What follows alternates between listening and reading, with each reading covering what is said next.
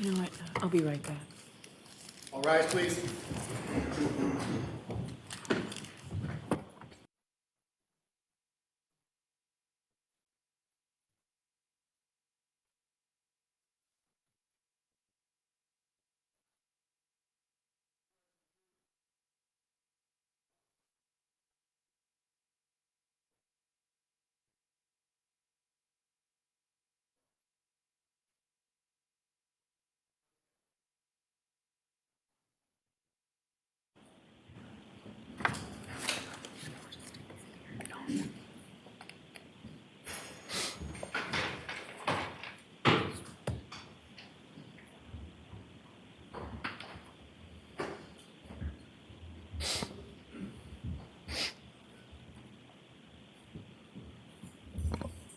Hey. All persons having any business before the Honorable Beverly Cannoni, Justice of the Norfolk Superior Court, and for the County of Norfolk. Draw near, give your attendance, and you shall be heard. God save the Commonwealth of Massachusetts. This court is now open. You may be seated. 22117, the Commonwealth versus Karen Reed. Hey, good morning again, counsel. Good morning again, Ms. Reed. Good morning, jurors. I want to ask you those same 3 questions. Were you all able to follow the instructions and refrain from discussing this case with anyone since we left here on Friday? Yes. Everyone said yes or nodded affirmatively. Were you also able to follow the instructions and refrain from doing any independent research or investigation into this case? Yes. Everyone said yes or nodded affirmatively. Did anyone happen to see, hear, or read anything about this case since we left here on Friday? No. Everyone said no or shook their heads. Thank you very much. May we have Ms. McCabe, please?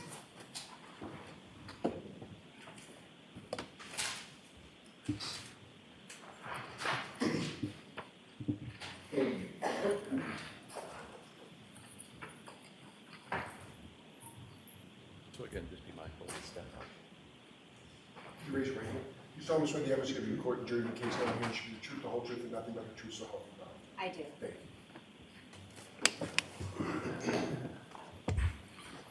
Good morning. All right, Mr. Jackson, whenever you're ready. Thank you, Your Honor.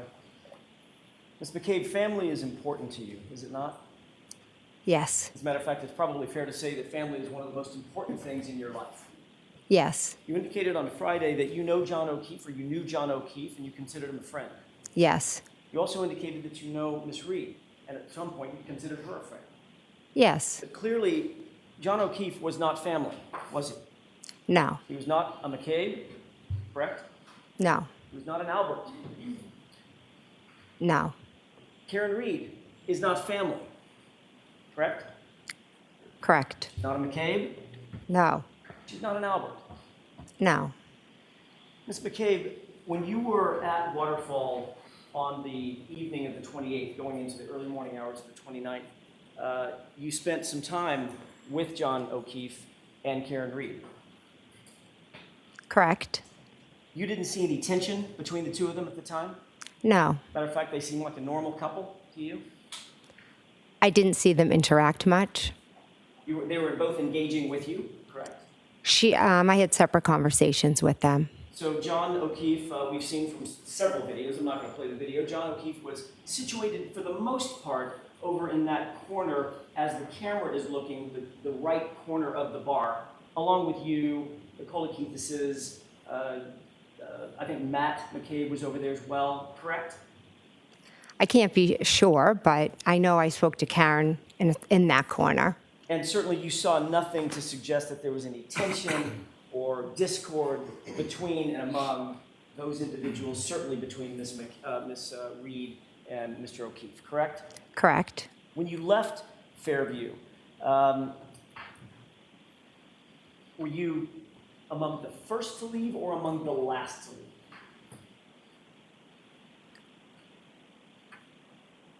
I left with, there was 4 of us that left total. It was Which were? myself, my husband Matt, Julie Nagel, and Sarah Levinson. When you walked out, Karina O'Keefe was close by, close in tow, correct? Oh wait, are you talking about leaving the waterfall? The waterfall. Oh, I'm sorry, I was confused. I was talking about Fairview. Leaving the Waterfall? Correct. Yes, we were one of the last to leave. All right. And Miss Karina Kolakithis was sort of in tow right with you as you were walking out, correct? Yes, And Karen Reed, my client, was also heading that direction as well, correct? yes, And you said something to Miss Reed, did you not? As you walked out. we were in a conversation, yes. Did you say specifically, "You're coming with me" to Karen? No, You didn't say that. not exactly those words. What exactly were the words that you used? I said, why don't you come with me? And you even waited outside in what was ultimately freezing cold temperatures for Miss Reed, correct? Yes, If you could take a look, Your Honor, with the court's permission, Exhibit 53, I'd like to play about maybe a 15-second clip from that. Okay. Actually, it's a little bit longer than that. It may be a minute.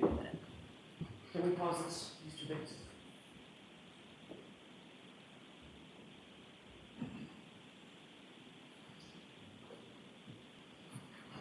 For the record, Your Honor, this is about runtime 12:10 and 17 seconds or so. If you could move that up, Mr. Biggs, to 12:10 and about 45 seconds.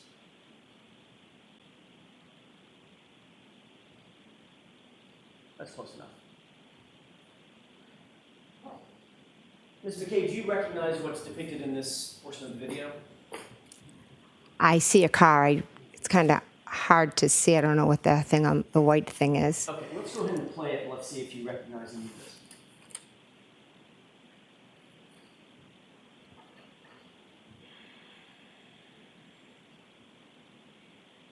Pause, please. Oh, that's a terrible place to pause. A little further. It's also not super clear. Can you see a person in that video? From where I'm sitting, no. It's a little tough. Yes. Let's go ahead and play it forward. Well, actually, we enhance that just a little bit. Did you see a person in the background right there? Honestly, I can't make out what that is. Let's play it forward and see if this helps. Okay. Now do you see a person? Yes, The lighting is terrible. I apologize. Not my video. Do you know who that person is? I don't know. That's you, isn't it? I can't tell from that picture if that's me. Okay, let's maybe play it a little bit further forward.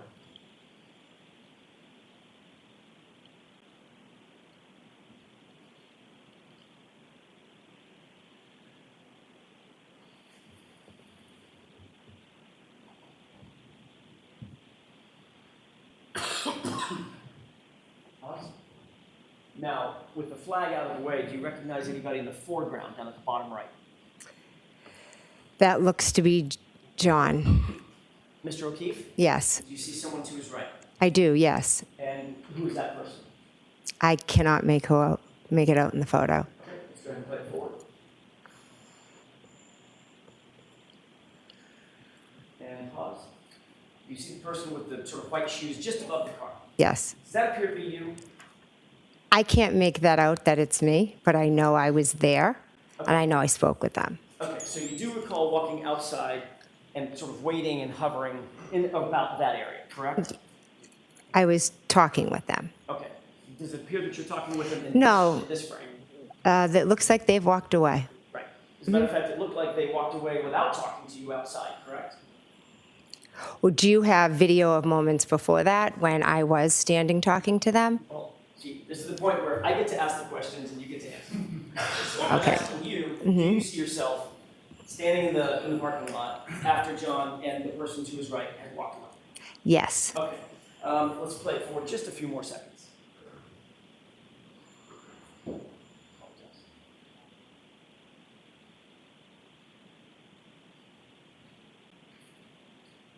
Go ahead and pause.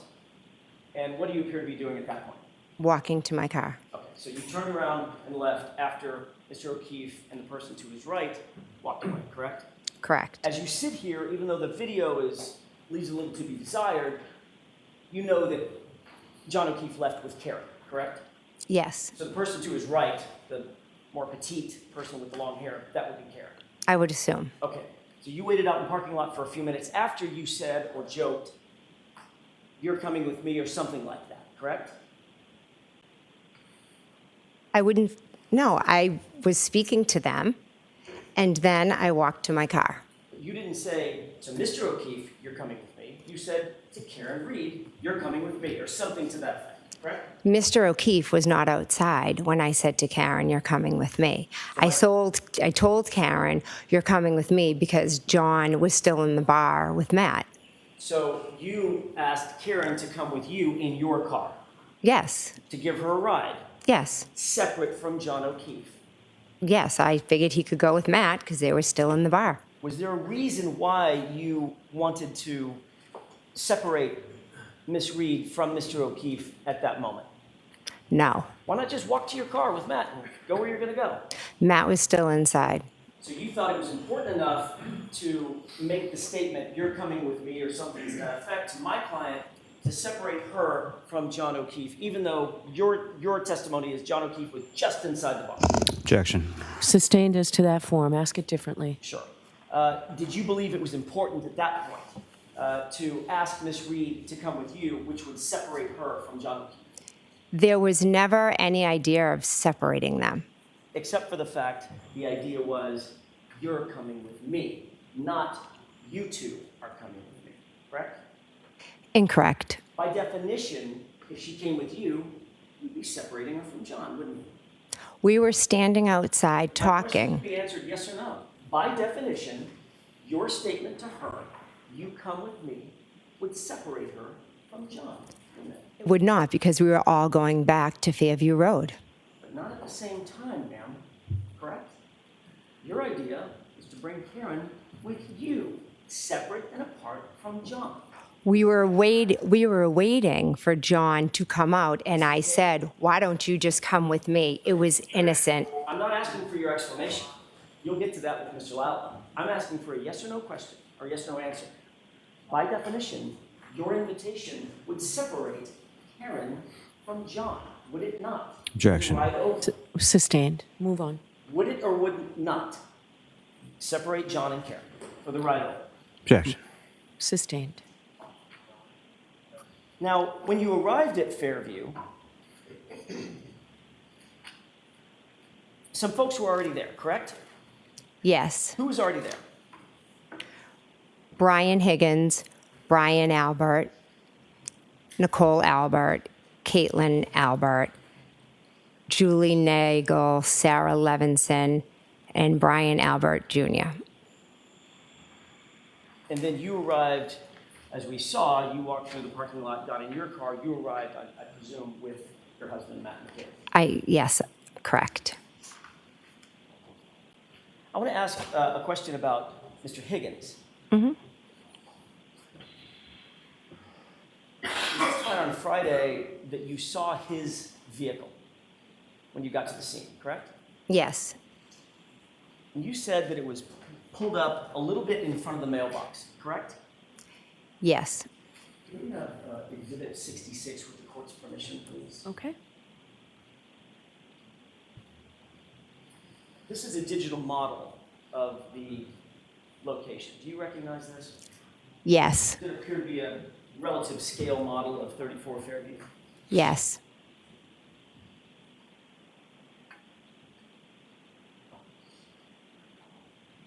This would be the front door, correct? yes. And where's the mailbox? If you can point to it with the laser pointer. Okay, so you're pointing to an area just in front of a car that's in the driveway, correct? Yes, And then the driveway's to the right, yes, and then along this line is the front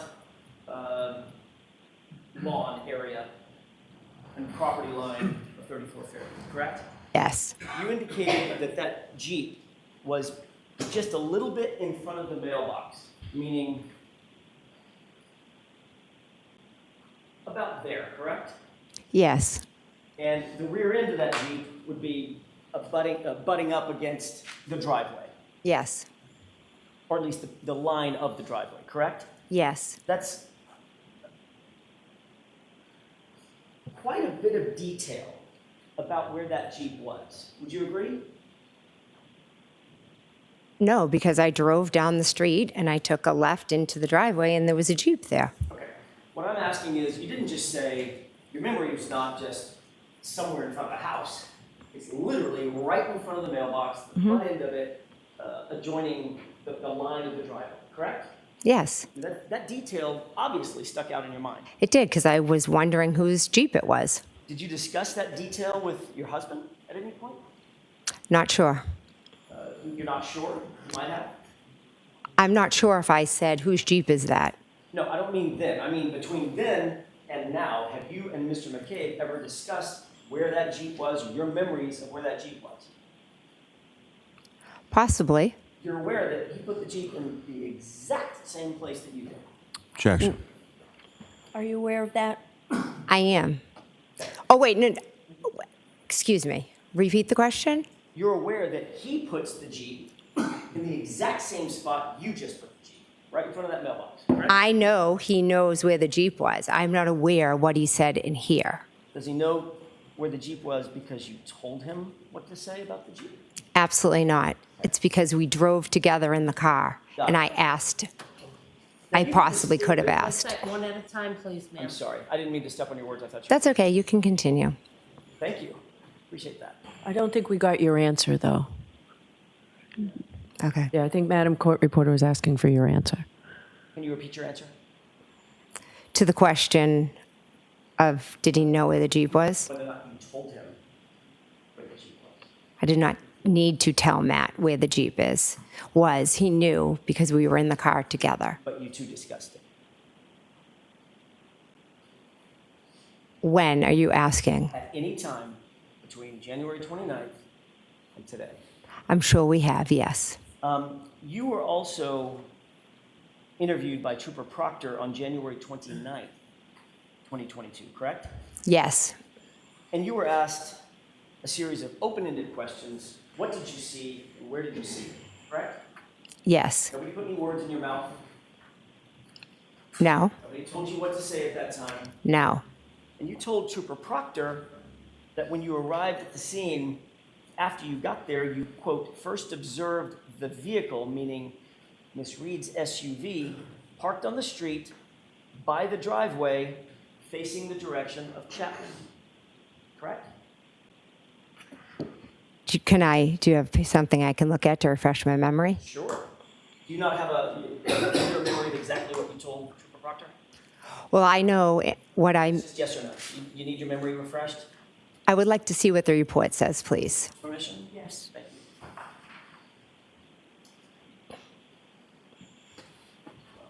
I'm going to direct you to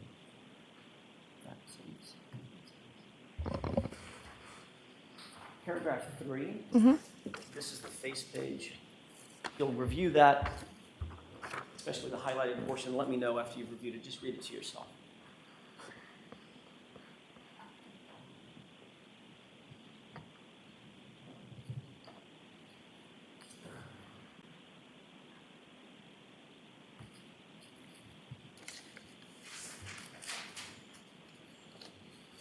Did you have that, does that refresh your recollection? Yes, I know I told, All I'm asking you, I'm so sorry to do this, I don't mean to be rude. I'm just asking you, does that or does that not refresh your recollection? regarding, What you said to Trooper Proctor on the 29th. well, I know what I said to Proctor Trooper on the 29th. Okay, I have to do it this way, it's court rules. Does that help you with your recollection of what you told Trooper Proctor?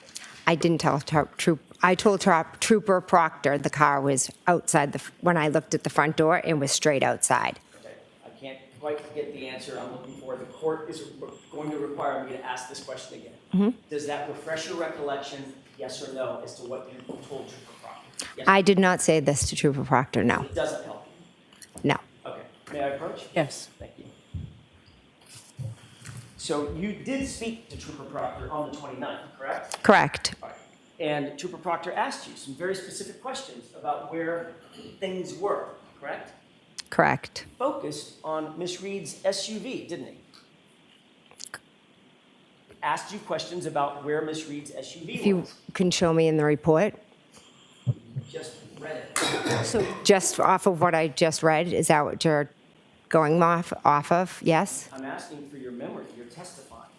Yes, so my memory is exactly where the car was. Hold on.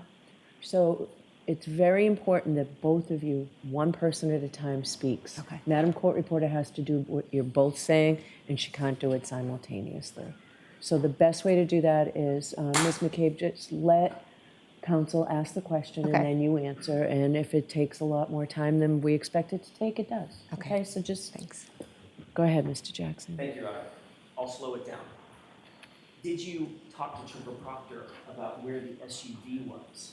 Yes, Thank you. And he asked you questions about where it was situated outside, correct?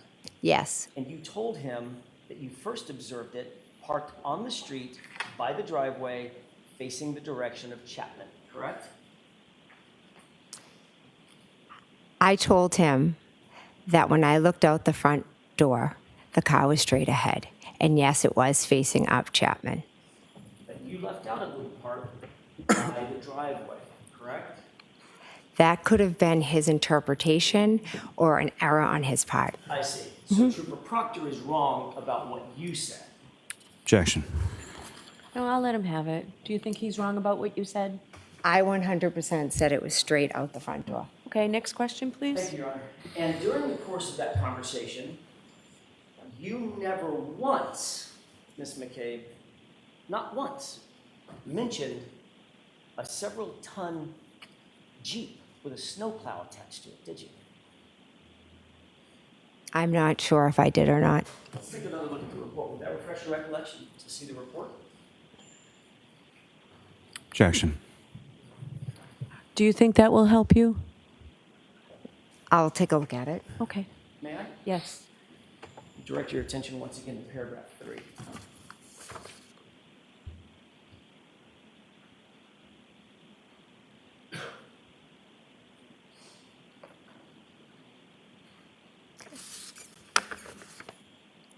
You've had an opportunity to review I it? have, yeah. May I approach, Your Honor? Yes. That looks like a report from Trooper Proctor of your interview, correct? Correct. That interview was taken on January 29th, correct? Correct. That interview was taken just a few hours, not days or weeks, hours after the events in question, correct? Correct. And you were asked what you saw, what you observed in front of 34 Fairview on that morning, correct? I'm sorry, the night before, correct? He asked specific questions about Miss Reed's vehicle. Okay. And when you said where you remember Miss Reed's vehicle being, you placed it in the exact spot where you're now saying there was a Jeep with a snowplow on it, correct? Incorrect. I never placed Miss Reed's car in the spot where Mr. Higgins' vehicle was. So as Trooper Proctor was taking notes about what you were saying, he just got it wrong. You'd have to ask Trooper Proctor. I will. And you never mentioned, according to that report, not one word about a Jeep, right? I may never have been asked about a Jeep. So if you weren't asked about a Jeep, you also weren't asked about a Nissan Altima. You mentioned that? No. Right. Because what he asked you was, what did you observe in front of the house? Ma'am, that's what he asked you, wasn't it? No. And you said, I observed her car by the mailbox. No. And you never mentioned the Jeep, did you? You are not portraying what the conversation was. Did you or did you not mention a Jeep sitting on that, right by that driveway to Trooper Proctor? Yes or no? It's not in the report. I don't recall if he asked me about a Jeep. Now, following the events of January 28th, 29th, you spoke extensively to Chris and Julie Albert, correct? What do you mean by extensively? Did you speak at all? Yes, we did. Between then and now, to Chris and Julie Albert. Do I speak to Chris and Julie Albert Have you spoken to them about these events between then and now? about this case? Is that what you're asking? Yes, Ms. McCabe, I'm asking about this case. Of course, I speak to them all the time about the vicious harassment we are all receiving. Okay, that wasn't my question. My question was, did you talk to them about this case, Ms. McCabe? Yes. I realize you want to give additional answers in editorial. I'm asking you very specific questions. Objection. Okay, so objection as to the form. We've talked about this at sidebar, Mr. Jackson. You've talked to them about the details of that night, correct? The 28th going into the morning of the 29th. Yes, You've talked to them about what happened at the bar, correct? we've spoke about how we were all at the bar and Karen and John came in. Is that yes or no? Yes, Okay. You've spoken to them about your memory of what happened at the house at 34 Fairview that night, correct? yes, You've spoken to them about who was at the bar, not just what happened, but who was there, correct? correct. You talked to them about the timing of the night, correct? I don't think specifically, no. When people came to the bar, when they left, when people got to Fairview, when they left Fairview, things of that nature. Well, they were at the bar, so they know who was there and when they left. Then ask if you know what they know. I'm asking if you've ever spoken to them about these issues. Yes or no? I can't be sure if we've spoken about the timeline. And you've talked to them about when they got there and when they left. I have no idea when they arrived at the Waterfall. Once again, Ms. McCabe, that's not what my question was. Do you understand my question? Have you spoken to them about their memory of that night and when they came and left?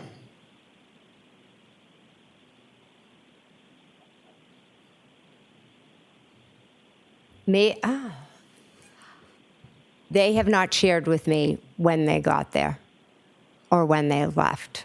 In the 2 years or 2.5 years since this event, you've had extensive conversations with your friends and family about this circumstance, correct? That's fair to Correct. say. Yes.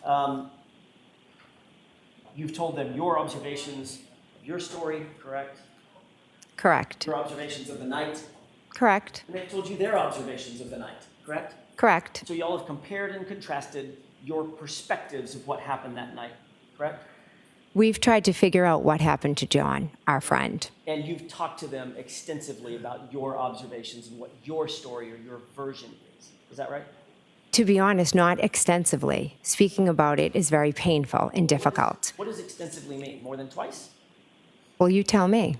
I'm asking the questions, Ms. McCabe. That's how this works. I What's understand, extensively? but extensively would mean almost every day. Do you talk to them almost every day? I do, but not about the case. Do subjects about this case come up every day?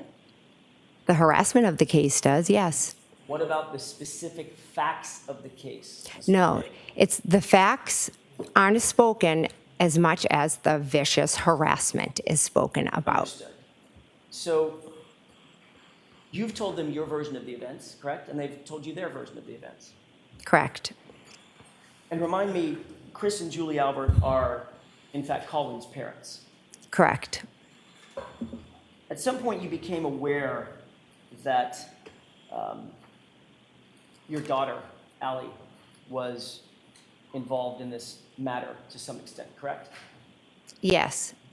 You became aware that there was an extraction of your phone that revealed some data about her whereabouts. That's not how I became aware now. Like 360? Yes, I know what that is. Okay, that's what I'm asking about. You became aware that you know your phone was extracted, correct? I willingly handed over my phone. Oh, we'll get to that. Oh, okay. You know that your phone was extracted.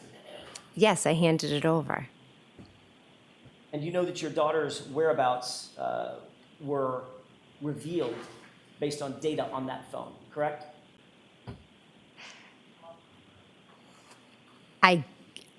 That is not how I became aware of my daughter's whereabouts. You testified at the state grand jury, questioning by Mr. Lally, correct? Yes. You were asked about the Life 360. Yes. You answered those questions very fluidly. Yes, Yes, I know what Life 360 is. I use it all the time. It's an app, etc. absolutely. Okay, let's go over that for a second. You admitted that it works as a, quote, GPS as far as where people go and everywhere that you go, correct? Correct. You indicated that it works as a reliable, quote, unquote, tracking device, was your testimony. Correct. You indicated that you rely on it, quote, so you know where your kids are at all times. Is that right? Correct. And you even said that it's a, quote, unquote, good parenting tool. Is that right? Correct. And the reason you said that is because it's accurate in your experience and it's reliable. Is that right? It's a good tool, but it is not always accurate. But you said, when you testified in front of the great grand jury, that it's accurate and it works as a GPS as far as where you go and everywhere you go, correct? Objection. Did you say that? Can I see it? Sure.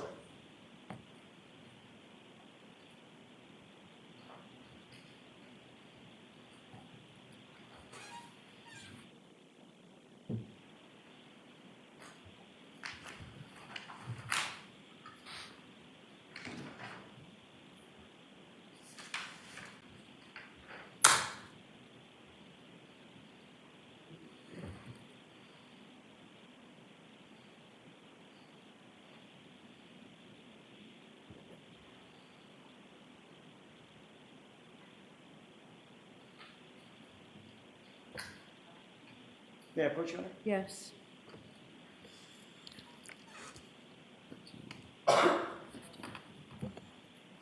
Lines 13 through 15.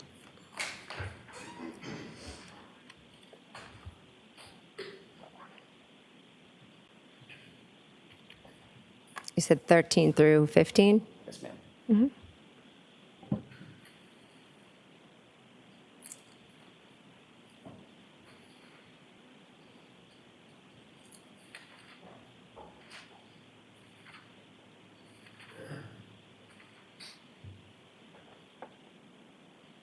Okay. May I, Your Honor? Yes. Does that refresh your recollection? It does, yes.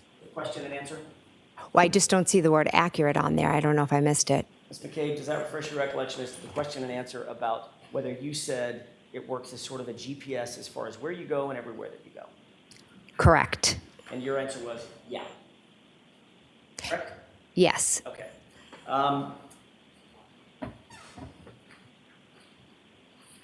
So where did Allie go after she supposedly dropped off Colin Albert? She went nowhere. Did you check her Life 360 app to verify that she went, quote, nowhere? At that point, I had no reason to check her. So the answer is no, you didn't. No. Okay. Did you ever verify through the Life 360 app that in fact Allie did not go home, but rather was out driving until after 1:30 a.m.? You ever check the app and see that? Did I ever check Life 360 app for that? Yep. No. Okay. But you believed her when she said she came home.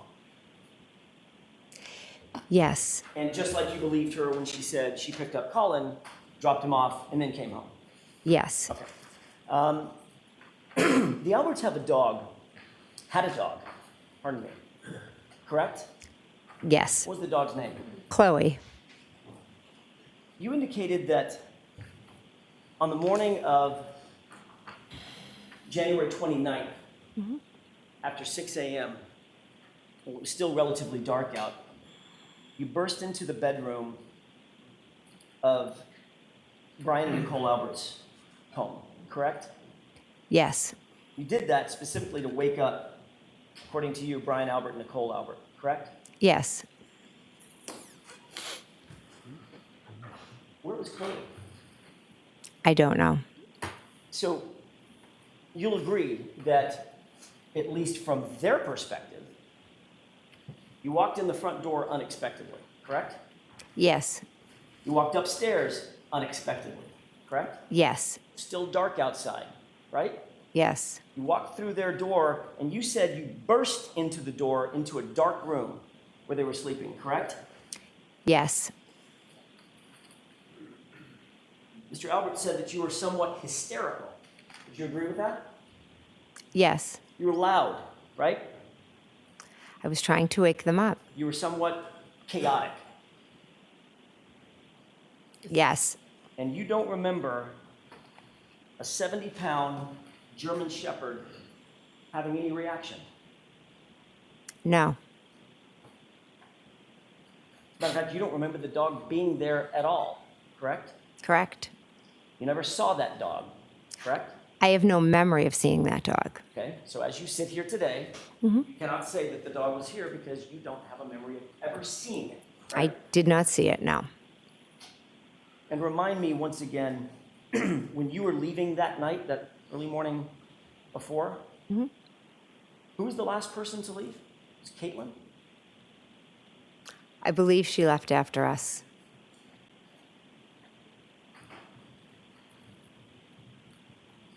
We've talked about this, and I want to get into a little bit more detail about it. You indicated that at some point you looked outside and you saw Karen Reed's SUV in front of the house. Safe to say, correct? Correct. About what time was that you first saw it?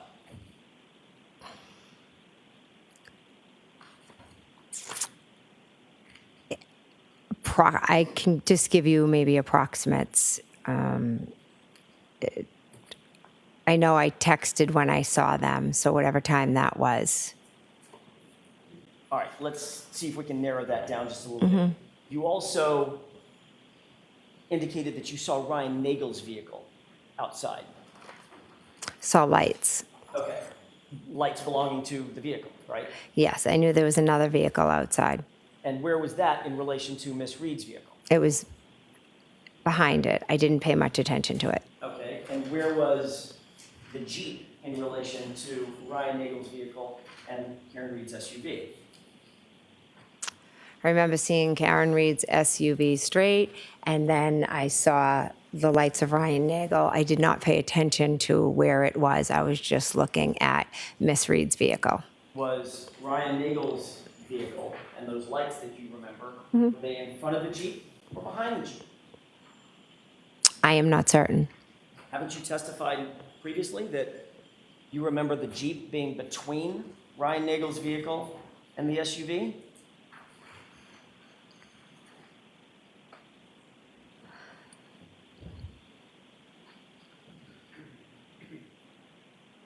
I am not certain where Ryan Nagel's vehicle was. So as you sit here now, you don't know if it was in front of the Jeep as you placed it by the mailbox? It would Let me be, finish my question. Behind the Jeep or somewhere in between? it definitely was not in front of the Jeep. Definitely was not in front of the Jeep. No. So it was definitely behind the Jeep. Behind or to the side, I'm not sure. Well, if it's parked on the street in front of the house, it's not going to be beside the Jeep, right? That's going to be in the middle of the It road. would have been in the middle of the road, correct. So if it's pulled over, it's behind the Jeep. Okay, so now we've narrowed that down. It's Karen Reed's SUV. As we're looking at the property, Karen Reed's SUV. To the right of that, as we're looking at from the street, at the property, to the right of that, the Jeep. Behind that, Ryan Nagel's vehicle, correct? Correct. You sure about that? If my memory serves right, yes. If your memory serves you. Okay. So, you were asked about the arrival of Mr. Nagel's car at the state grand jury. Do you recall that? I believe so. That was in April 26th, 2022. Just Okay. remember. Okay. Does that sound about right? Yep. I don't expect you to Yes. memorize that date. Yes. You were asked what time did you see Ryan Nagel's vehicle arrive at the location, and you indicated that it was 12:23. You remember that? Do you have it? I do.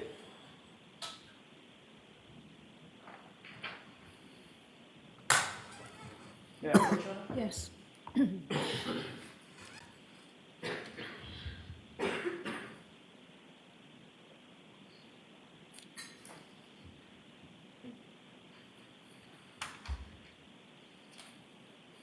Take a look at lines 21 down the highlighted portion. Let me know when you're. Okay. May I interrupt? Yes.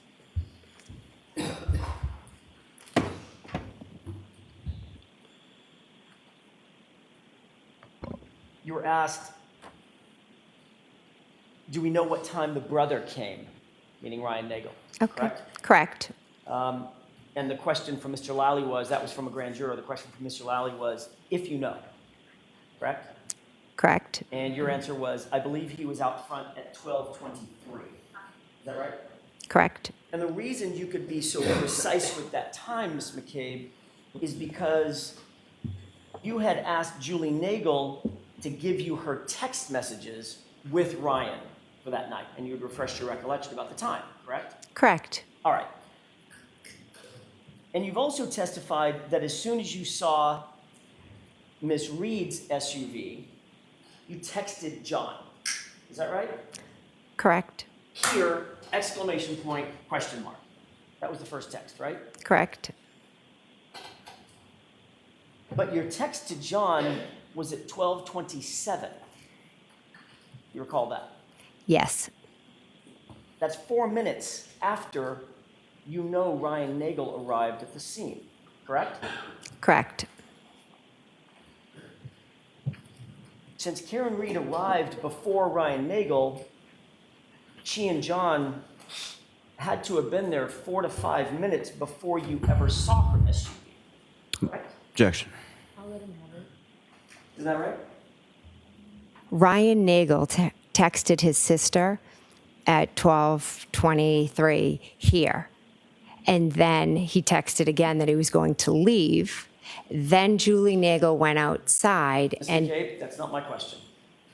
I'm explaining what happened in the 4 minutes. You can explain at another question. My question is very specific.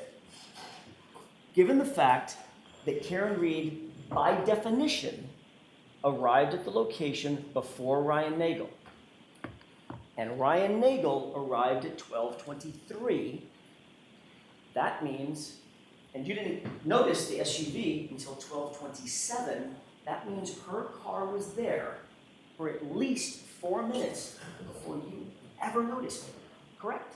Objection. Is that correct? Can you answer that question? Correct.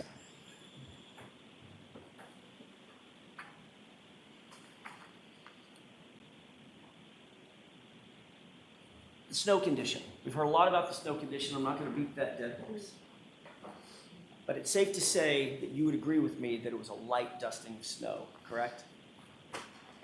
I should be specific about the time. It was a light dusting of snow at or around 12 to 12:30, 12:45, something like that. It was starting to accumulate. Okay. And accumulate means stick to the ground, not just fall and melt, right? Yes. So it was starting to turn like a very thin blanket of white. Yes. You indicate that, or you indicated on Friday that you saw some sort of tire tracks. Is that right? On Friday? I don't believe. I thought in your testimony to Mr. Lally on Friday, you indicated that you saw some tire tracks. I could be wrong. Yes, I don't remember that. Okay, well, let me ask you, did you see any tire tracks? At one point, yes. Okay, when was that point? I'm not sure. Was it before Ms. Reed's vehicle got there? Was it after? Let's use that as a barometer first.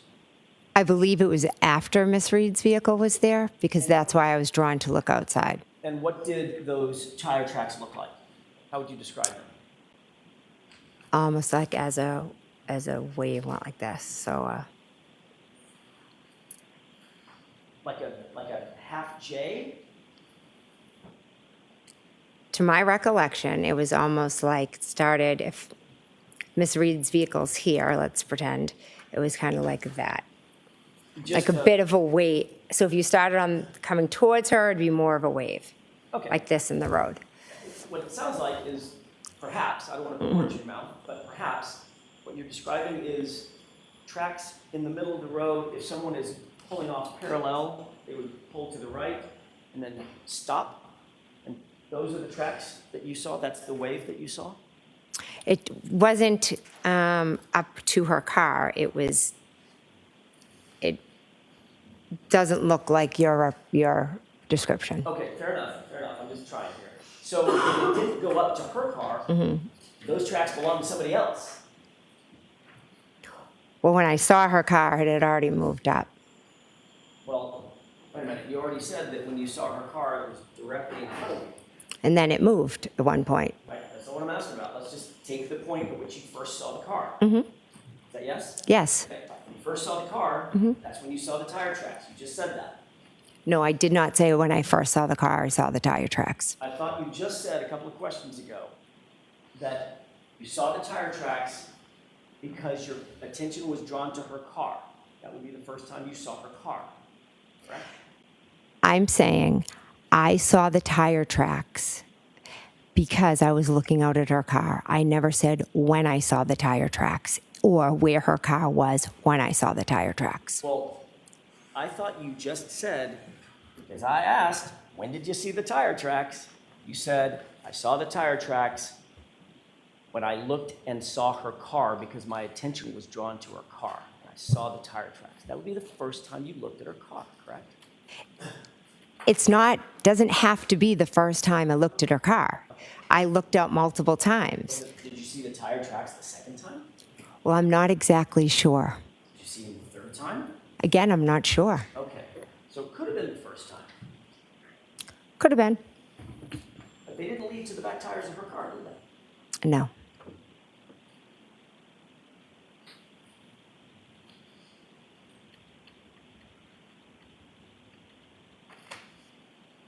Let me have just a moment, Your Honor. Yes.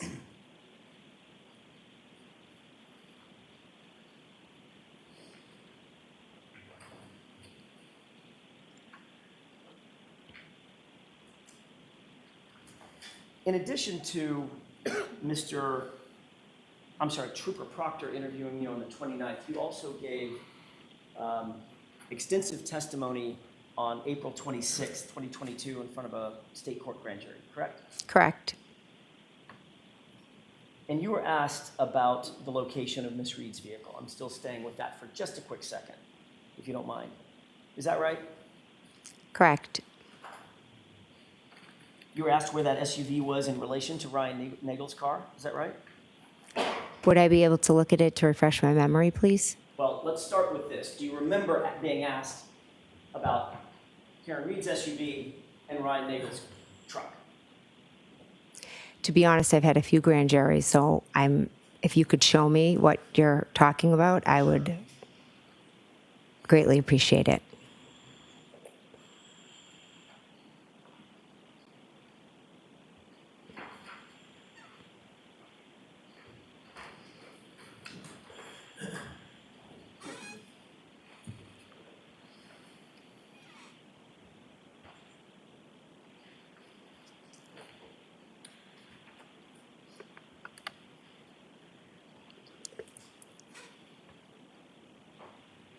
Let me have just a moment, Your Honor. Yes.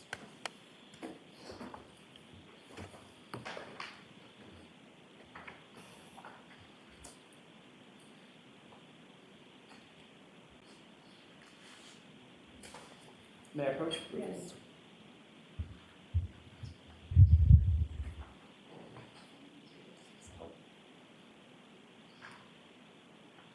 Try to speed things up, Your Honor, if I could have just a moment. Okay, take your time.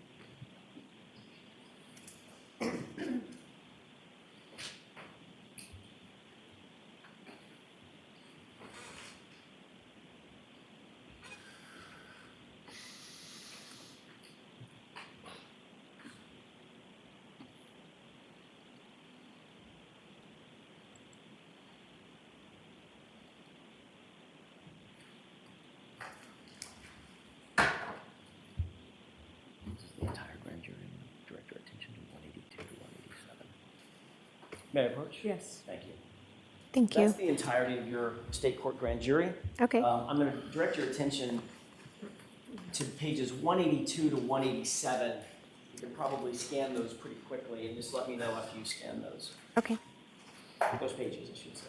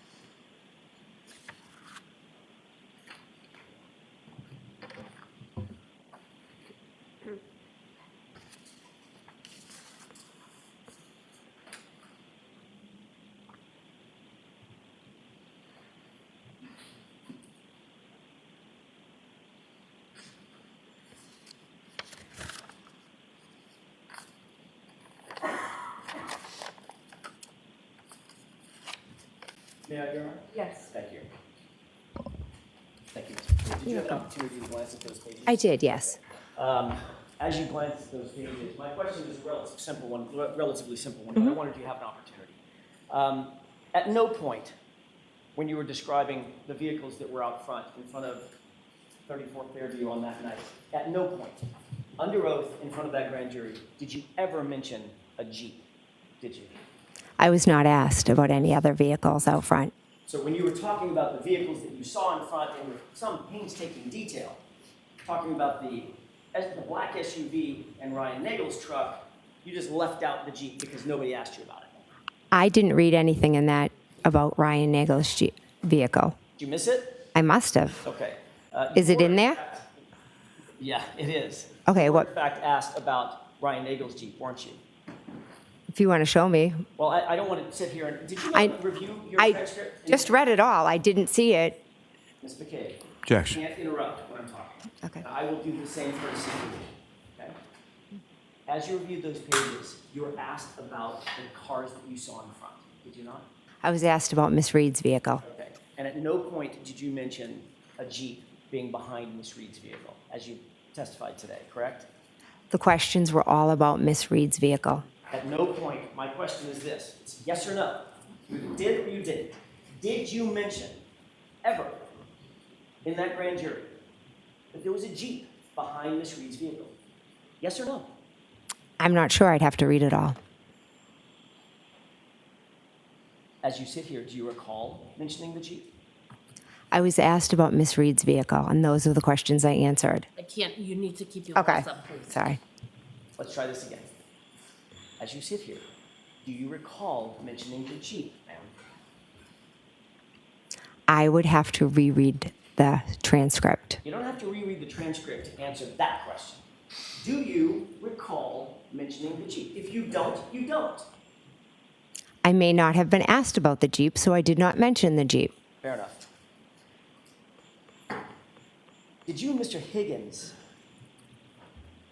between then and now, between the date of the incident and now, have you ever had a conversation with Mr. Higgins about where his Jeep was parked? No. Have you ever had a conversation with Mr. Higgins about anything having to do with this case? I do not believe so. Did anyone, leaving Mr. Higgins aside, did anyone tell you anything about Mr. Higgins' Jeep and what he testified to? No. Were you ever asked by anybody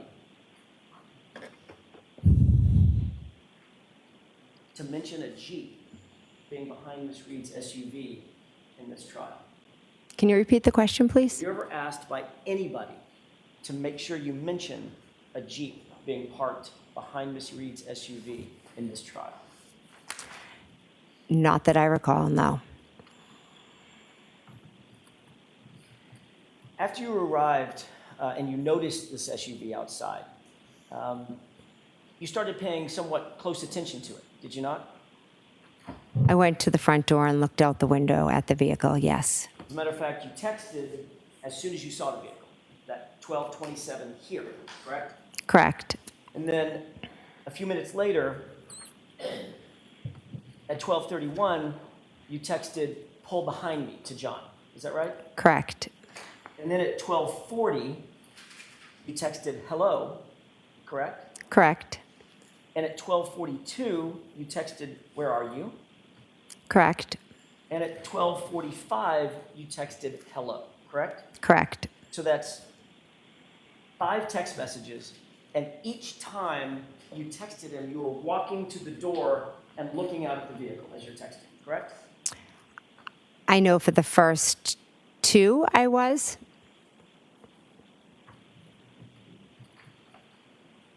You testified at another hearing, another proceeding, on June 8th, 2023, correct? Correct. In that other proceeding, did you testify that you got up and sat down and got up and sat down every time you were texting? Possibly. Okay. So if you got up and walked over to the door and you see the SUV and you text, and then you walk away from the door and sit down for a second, that would be one text and one view of the SUV, correct? Yes. So if you did that at 12:27, 12:31, 12:40, 12:42, and 12:45, you'd agree that's 5 times that you were up and down looking at the SUV, correct? I'm not sure if I did it 5 times. How many times do you think you did do it? I know I definitely did it the first when I said here. I know I definitely did it when I said pull behind me, because that's when the vehicle had moved up a little bit.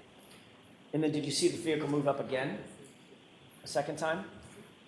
Yes, that's when I told him to pull behind me. Okay, so that's the first time. So just so we're clear, when you first saw the SUV, it was stationary, correct? When I first saw the vehicle, it was straight ahead, out the front door, stationary. And you texted here. Correct. Then you walked back over to the window, or, I'm sorry, to the door, to the storm door, and you said, pull behind me, correct, at 12:31. Correct. All right, at that point, you saw that it had moved up a little bit, is that right? Yes. Okay, so if you saw it move up a second time, which you just said you did, then that would be a third time that you had to have seen it and texted, correct? Why would that be third time? Because it only moved once so far. You saw it move twice.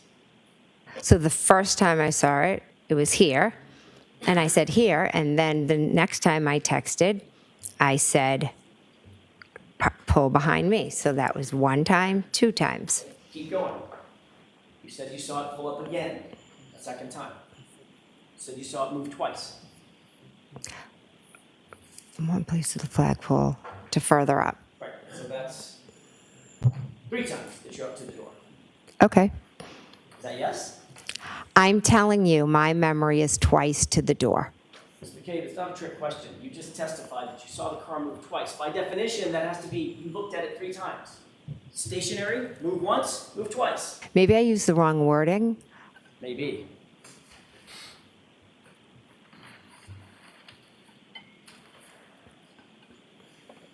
Let me have just a moment, Your Honor. Sure.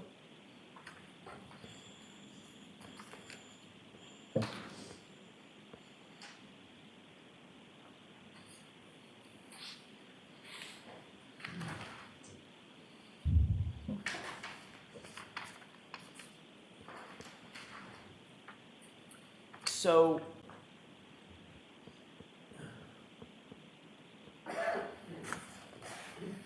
when you testified in front of this other proceeding,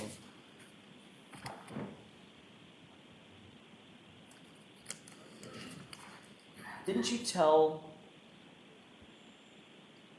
testify that you walked up and sat back down 5 different times, watching that car and texting every single time? Would you be able to show me that?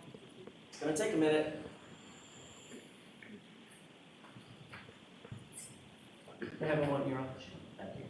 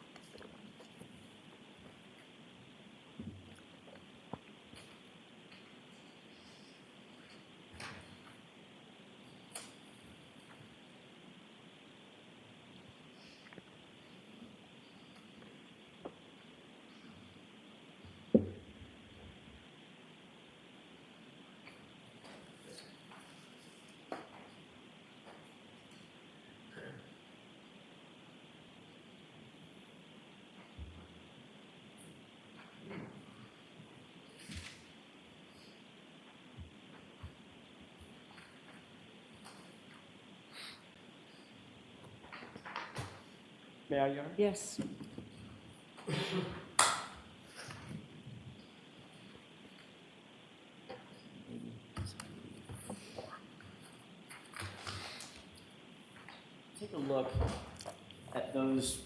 4 pages. For the record, that's pages 780 to 784, Okay. Bates stamped. After you've had a chance to review that, just look up and let me know.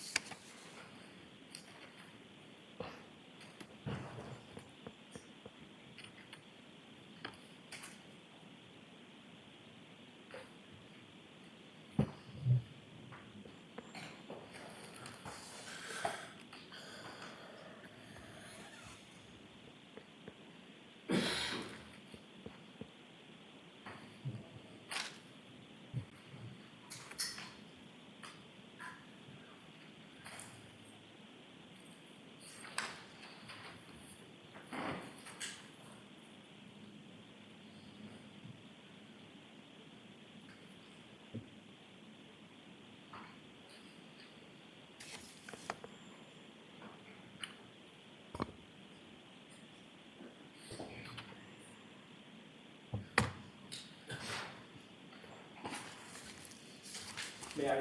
Yes.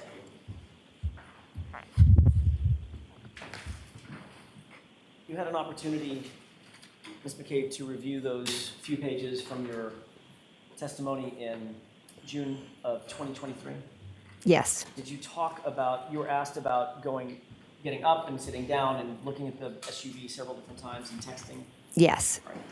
In fact, you indicated that you got up and looked outside through that storm door several times, correct? Yes. And as a matter of fact, you looked every single time that you texted, you indicated that you looked out at the SUV and saw something that prompted you to text something, correct? Correct. And then after the last time, which would be 5 times, 5 texts, 5 looks, after the last time you texted, you got back up, which would be a 6th time, and the SUV was gone. Just chronologically. Correct. My husband and I were both getting up and looking, so I didn't ask you about your husband. okay. Just about you.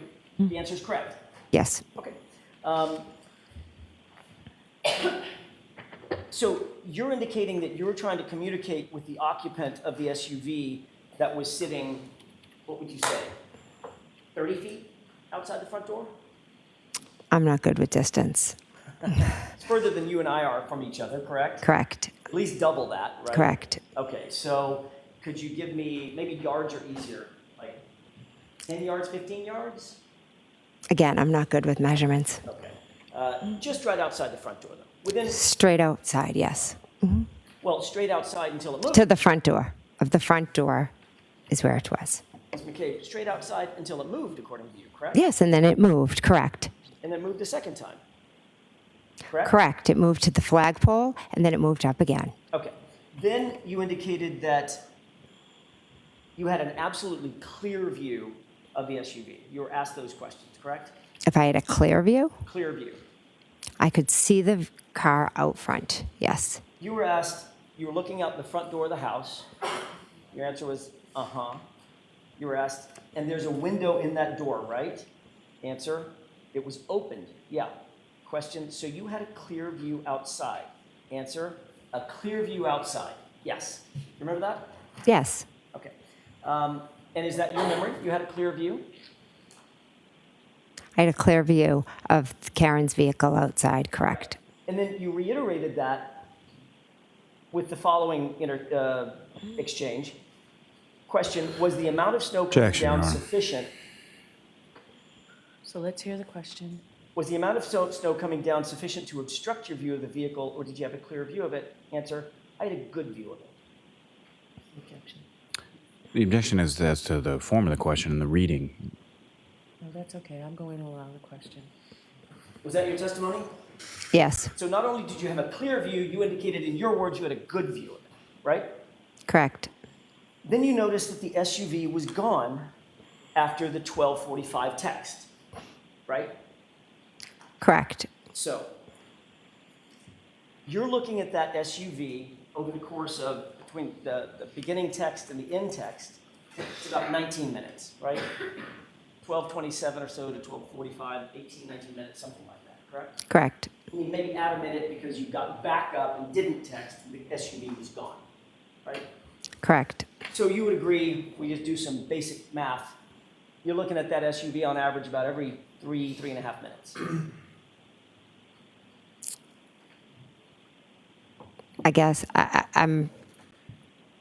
If you want to pull out the times, and you can look at them. Well, we talked about the times, and you agreed that you were texting between 12:27 and 12:45, Correct. right? So if you were just to divide that by 5 times, getting up and looking, I don't know, I'm doing the math in my head, maybe it's every 3 minutes or so. Correct. At no time did you hear any noise or sound outside that was unusual? Caught No. your attention? You didn't hear any squealing of tires or squealing of brakes? No. You didn't hear any screaming or yelling? No. You didn't hear any loud voices or foul language or doors slammed? No. You didn't hear any verbal argument or the revving of an engine, anything like that? No. As a matter of fact, you didn't hear any collision or crash, did you? No. As a matter of fact, the entire time that you looked out at that vehicle with that clear and that good view, you didn't see anything out of the ordinary, did you? No. And you would agree with me, as you looked at the SUV, you're looking over the lawn to the SUV out at the street, correct? Correct. There was no obstruction between you and the SUV. You've already testified to that, is that right? Correct. And you could see everything in your field of view. Correct.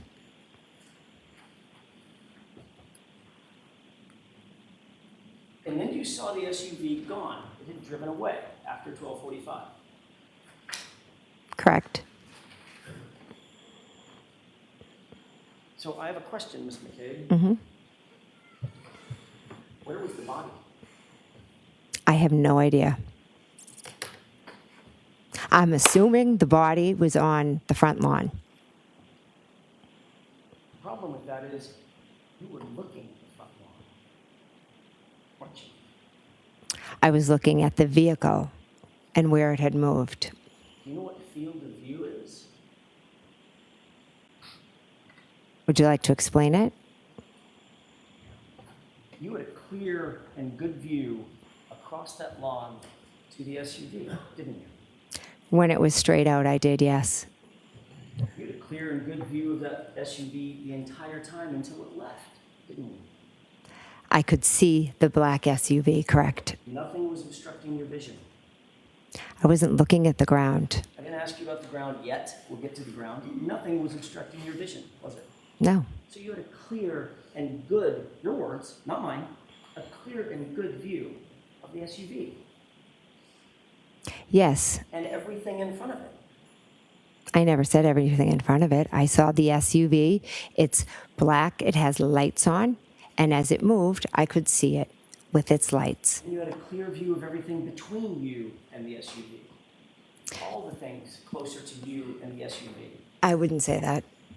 So your view was obstructed on what was between you and the SUV, but not obstructed on the SUV? That's not what I was saying. No, of course not. Because if you had a clear field of view to the SUV, you could see everything in front of it as as well, meaning between you and the SUV as well. If I'm looking straight out at an SUV, I'm not looking down at the ground. Let me ask you a question about that. You're focusing right now on my face Yes. as you're answering these questions. You think you'd see, I don't know, an alligator sitting in front of me if it was there? Objection, Your Honor. Yes. You think you would see something? Can you clearly see that there is nothing between you and me except a podium? Yes. Well, there's a table. And you don't have to look down to see that, right? Correct. You're looking directly in my face, but you can see things that are between you and me because you have a field of vision, right? Objection. So I'm going to see counsel at sidebar for just a minute.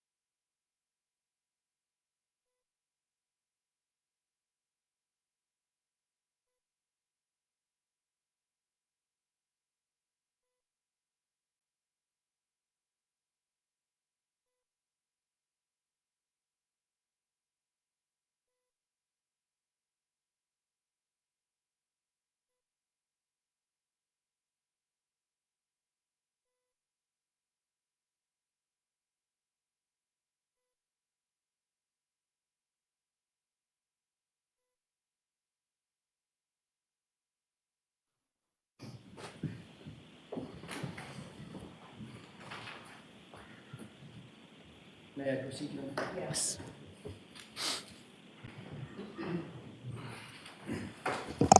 Ms. McCabe, as you looked over that flat lawn with that good and clear view of the SUV, you could see the SUV and everything between you and the SUV, correct? When I looked out the front window, I could see the SUV clearly, like I'm looking at you, well, right now, and it was further away than you are. And you did it not once, not twice, not 3 times. You did it 5 times, and then a 6th after it was gone, correct? Correct. And after that SUV was gone, and you looked out that window with that clear and good view, there was no body, was there? I never saw a body. Thank you. I wish I had. Sounds like that's a little rehearsed. Not at all. It's not Objection, at Your all. Honor. I'll let the answer stand.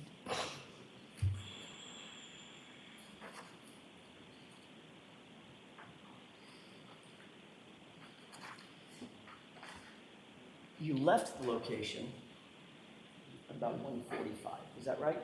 Yes. You didn't see anything out of the ordinary as you got in, was it your car or Mr. McCabe's car? It was my car. When you got in that SUV of yours, you didn't see anything out of the ordinary outside, correct? I wasn't looking outside. Okay. I know that that is the answer that you want to give to every question. My question is yes or no. Did you see anything out of the ordinary? No. Thank you.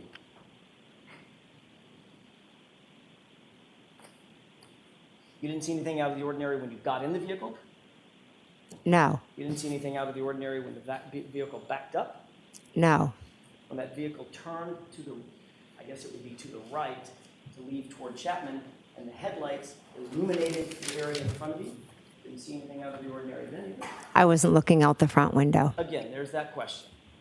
There's that answer. My question is, did you see anything out of the ordinary? Well, you were asking about the headlights out the front. That's why I said I didn't see anything out there front. Oh, you didn't see the headlights turned on? I was turned to the back. Right. Did you see that the headlights came on in the car?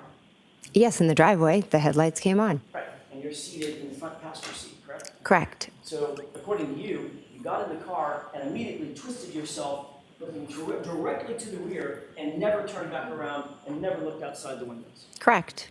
Got it. Is that normal for you? Yeah, I'm a very chatty person, so I turned to talk to the girls. So you made sure that you didn't look out the window. Nope, that's not it at all.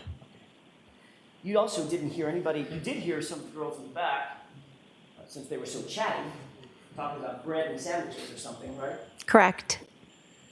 But you never heard anybody say anything about noticing anything out of the ordinary, correct? Correct. You didn't hear Julie Nagel say that she saw a black object in the yard. Never heard that. But you had turned around looking right out, according to you, correct?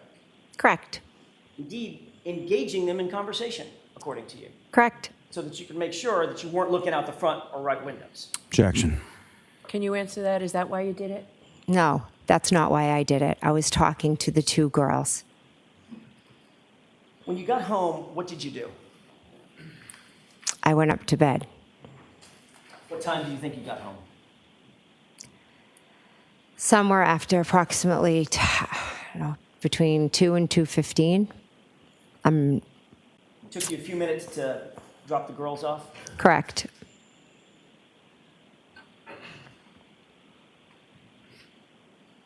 When you got home, you got on your phone, correct? Yes. Before you got on your phone, you went upstairs to your bedroom. Yes. Did you use any applications? Well, let me ask it this way first. Did you make any phone calls, just using your phone, any phone calls after you got home, either downstairs or upstairs? I do not believe so.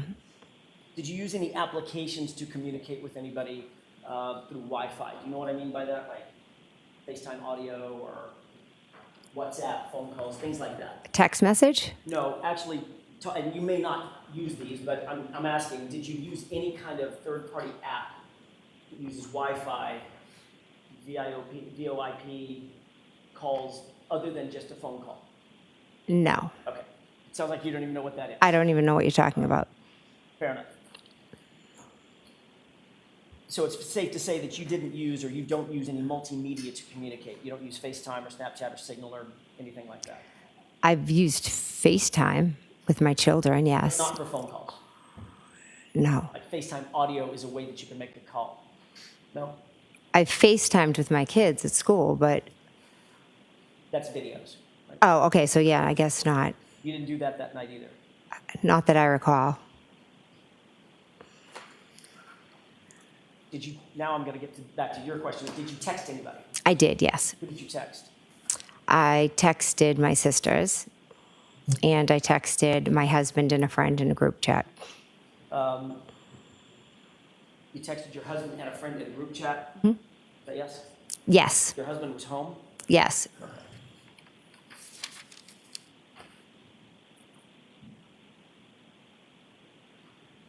I want to switch gears for a second.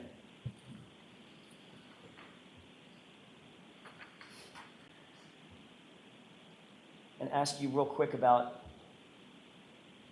later that morning when you went to John O'Keefe's house. You mentioned on Friday that you went into his house and began to look around for him when you first got there with Carrie Roberts and my client, Karen Reed, correct? Yes, You indicated that you looked in his bedroom and saw that the bed was made, correct? yes, You indicated that you looked around other parts of the house looking for him, searching for him, is that right? yes, You obviously saw the blankets and pillows on the couch downstairs in the living room, correct?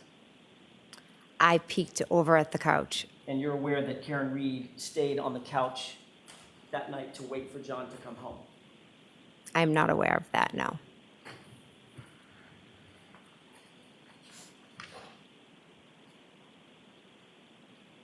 You testified on Friday that my client said at the scene, when you got back to the scene, 34 Fairview, just after 6 a.m., that she said, "I hit him 3 times." She declared it, correct?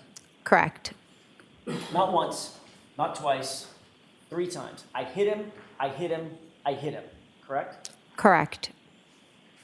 You have a very specific memory of that event, do you not? I do.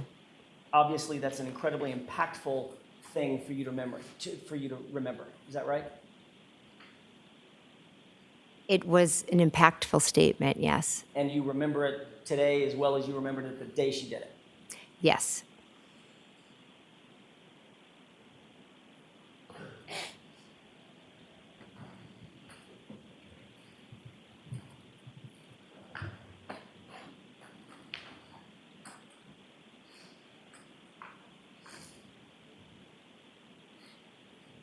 I may have just a moment. Thank you.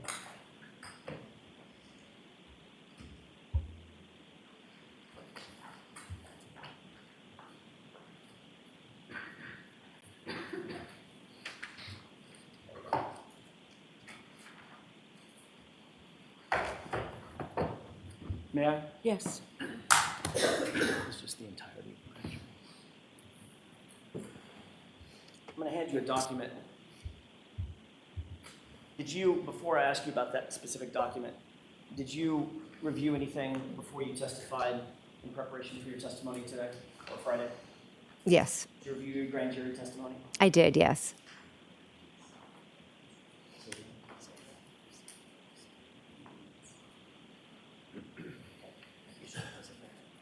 Understood.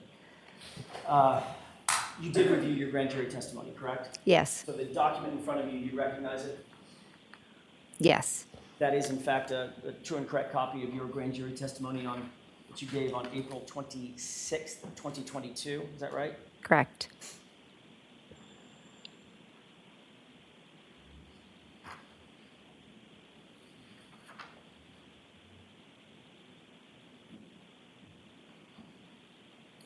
You'll agree that your testimony in that case, in that hearing, rather, April of 2022, that was just a few months after the events in question, right? Yes. You were under oath at the time that you gave that testimony? Yes. And you were subject to the penalty of perjury when you were answering those questions, correct? Yes. Ms. McCabe, I'd like you to turn to the page, since you've reviewed this, turn to the page of that document where you ever said in your testimony that my client said, I hit him, I hit him, I hit him. Was I asked what she said? I get to ask the questions. Well, I'd like you to direct me where to look. I want you to look at the entire grand jury testimony if you need to, and turn to the page where you ever said that my client said, I hit him, I hit him, I hit him. I'm not sure if it's in this document, but I can tell you today with 100% clarity, she said, I hit him, I hit him, I hit him on that morning. So it's not in that document, is it? I'm not sure if I could take the time, and do you want me to read over 200 pages? May I approach? Yes. No, I don't want to take the time. Because you just indicated that you reviewed this document in anticipation of your testimony, right? Correct. So you've gone over it recently. A few weeks back. So we don't need to read it. You know that you never testified to that in the grand jury in April of 2022, don't you? I don't know that as a fact. I would have to reread 222 pages, or however long it is. You think you might have missed it when you reviewed your testimony in anticipation for, when you reviewed your transcript in anticipation for your testimony? Objection. I'll allow it. I read it a few weeks ago, It's probably the most powerful part of your testimony, ma'am. and I will never forget it. Objection. Okay, so that's stricken. Would you agree? Do you think that's a powerful part of your testimony? Objection. I'll allow that. It is, yes. Did you see it in the transcript? I cannot recall. It's over 200 pages.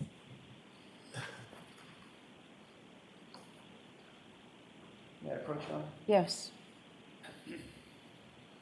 These are select pages. Does it go 190, 192, 193,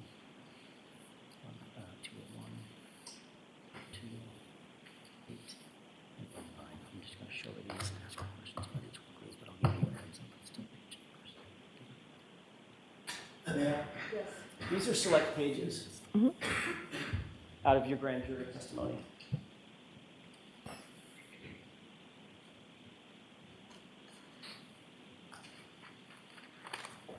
Isn't it true, Ms. McCabe, that you were asked and you testified no fewer than 12 times what my client said, either at the scene or on the way to the scene?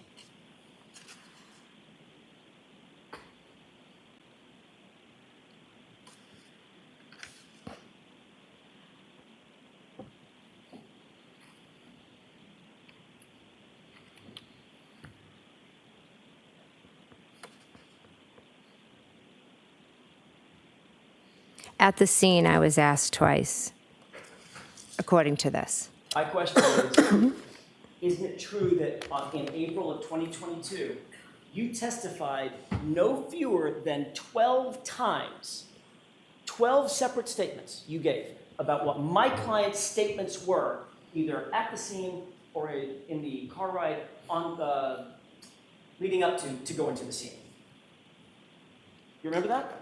I do. Okay, so on page 190 of what you're looking at, these should all be highlighted. It is. You testified that my client said to you over the phone at 4:53 a.m., she asked the question, did I hit him? You see that? I do. Number two, on page 192, talking about when y'all were in the car on the way to the scene, Karen asked the question, could I have hit him? You see that? Yes. Page 193, lines 1 through 2. You testified that in the car, once again, she asked the question, could she have hit him? You were relaying that, meaning could I have hit him, correct? Correct. Page 193, line 23. In John's driveway, she asked the question, quote, and she is asking if she could have hit him. Yes. Page 201, driving to Fairview. She asked the question, what if I hit him? And could I have hit him? Correct? Correct. Page 202, lines 1 through 2. While driving to Fairview, she asked the question, could I have hit him? Correct. Page 208, lines 24 through 25, outside at Fairview, she asked the question, did I hit him?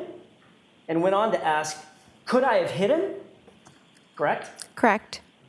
And your testimony was also on page 208 that Karen was yelling nonstop in front of the female EMT, did I hit him? Could I have hit him? Is he dead? Correct? Correct. May I approach? Yes.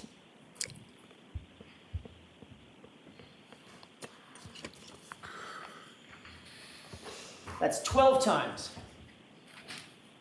that you reiterated under oath, under penalty of perjury, in April of 2022, what my client's statements were, either at the scene or leading up to getting to the scene. Correct? Correct. Every single one of those, 12 separate times, you indicated that she asked a question, something like, could I have hit him or did I hit him? Correct?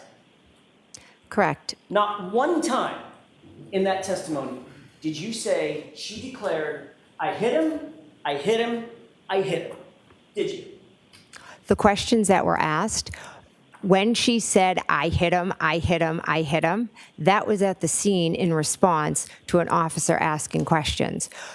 What I just read was us when she first called me, or when we were driving in the car, or when we were at John's house. So I was answering the question that I was asked. So you believe that you weren't asked the question, did she say to an officer, I hit him, I hit him, I hit him? And if you're not asked the question, did she say to an officer, I hit him, I hit him, I hit him? You're not going to volunteer that she said, I hit him, I hit him, I hit him. That's your testimony. No, that's not. Your testimony. My testimony is, an officer was asking her what his name was and different things about him. And at that point, she was saying, I hit him, I hit him, I hit him. Which officer? I do not recall. Well, you recall the I hit him. You just told me that was the most impactful thing in the morning. It was shocking. So what officer did she say this to, supposedly? I was more focused on her and her hysteria than which officer was asking the question. So you have no idea who the officer was even, correct? I'm not sure which officer was asking her. It could have been an EMT. Someone said, what is his name? Does he have medical conditions? How old is he? But you were asked that question, ma'am. On page 208, you were asked what she said in front of the female EMT who was asking her questions. And her answer was, your answer was, she said, did I hit him? Could I have hit him? Is he dead? Is that right? That is correct. That But might have been a good time to offer up that she confessed, I hit him, right? Objection. Sustained as to that form. Ms. McCabe, the truth of the matter is you've manufactured this new story for this jury because you think it helps you out. absolutely not.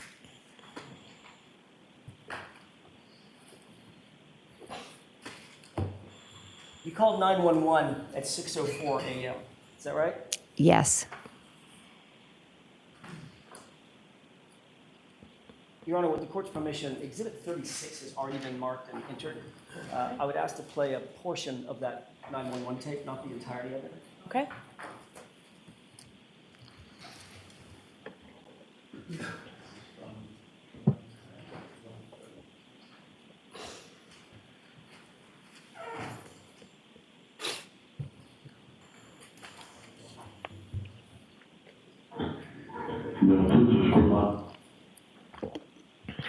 With the court's permission, I'd ask to play about runtime 130 to 145.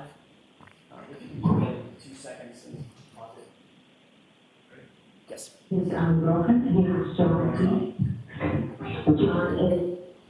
Do you recognize the voice on that tape? Yes, that's mine. Appear to be a true and accurate, at least that portion, a true and accurate reporting of the 911 call that you made that morning? It was a very brief clip. I'd have to hear more. Go ahead and play, starting at runtime 130 to about runtime 145. 46 years old. 46, how long has he been outside? I don't know. I don't know. He got out of the car and Stop. Was that you? Yes, that was. Is that the 911 call? Yes, it was. And what did you just say? I said, I don't know. He got out of the car. He got out of the car, Mhm. is what you said, correct? Yes. And this was at 6:03 in the morning, correct? Correct.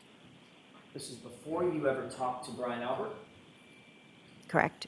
before you ever talked to your sister Nicole Albert, Correct. before you ever talked to Chris Albert, Correct. before you ever talked to Julie Albert. Correct.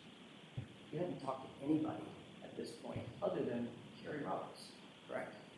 And Karen Reed. And my client. Correct. And in that 911 call, you said he got out of the car, didn't you? I did, because Karen Reed had told me that she had left him there. Your words were, he got out of the car, correct? Correct. Did you make any other calls other than to 911? I called my sister. What time was that? I believe it was after the 911, but I'm not sure. You claim that your sister didn't answer, is that right? She did not answer. But you do know that your phone extraction shows that that was an answered call at 6:07. If that's what it shows, but I can tell you she did not answer the phone. And you are as sure about that as you are, my client said, I hit him 3 times, right? I certainly am, yes. Perfect. You also called her at 6:08. I might have called her twice, yes. Your Honor, I have an exhibit. This may be as good a time as any to take a break. If you wish, I just have to cue it up. It's up to you. I don't mind. Folks, we'll take morning recess.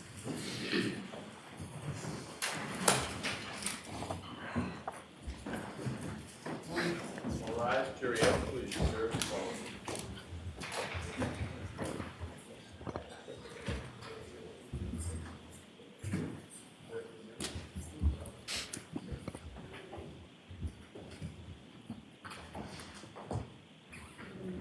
Again, Ms. McCabe, just follow the rules. Thank you.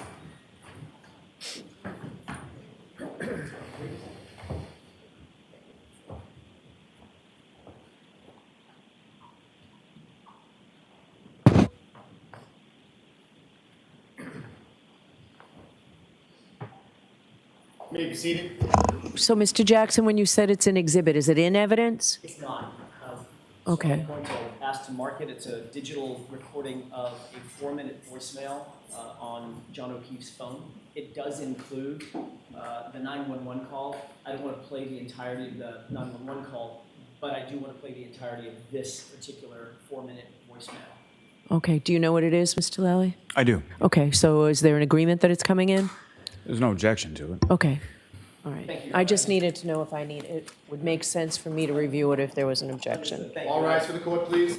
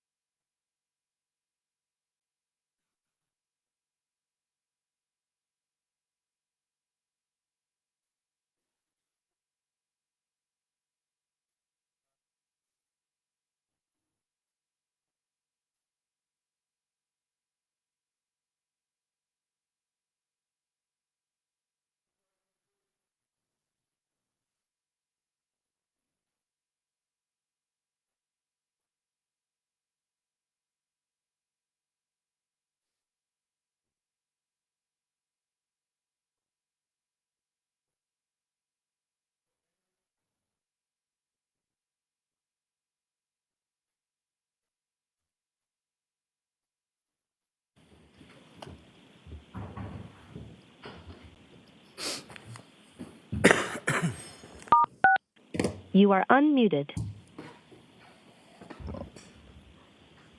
Thank you. May be seated for the session.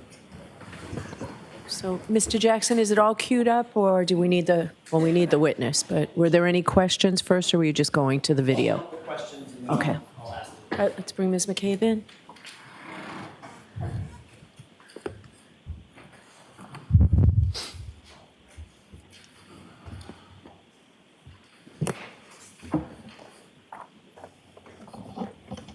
Okay, whenever you're ready, Mr. Jackson. Thank you, Your Honor.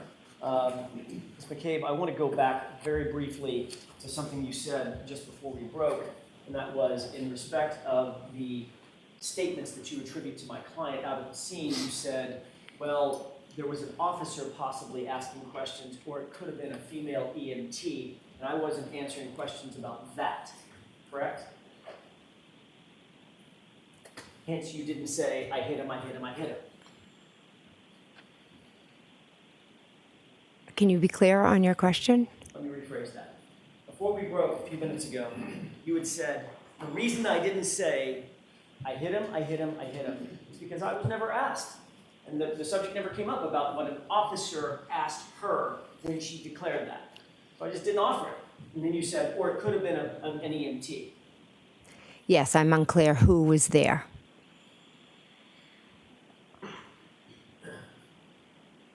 Isn't it true that at the grand jury, the question that was posed to you, and this is counsel page 208 of the grand jury.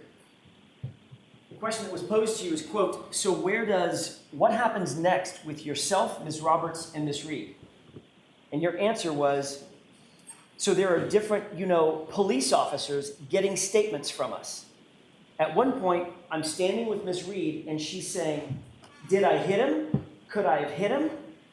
And there was, I believe, an EMT, a female, standing right next to me and listening to her yelling, did I hit him? Could I have hit him? Is he dead? Is he dead? Is he dead? Was pretty much nonstop. Remember that testimony? I do. So in point of fact, you were answering the direct question about what happened in front of the police officer and the EMT, correct? There were multiple police officers and multiple EMTs present. So now this is another police officer and a different EMT. I'm not saying that. Okay. But nowhere in this did you say that she declared the words, I hate him. Correct? We'll agree on that. Correct. Your Honor, I have an item I would like to have marked as next in order with the court's Okay. permission. May I approach? Yes.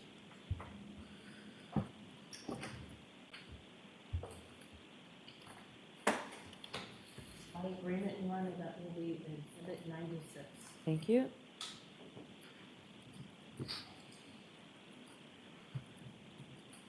With the court's permission, I would like to play a portion of this and then stop it Okay.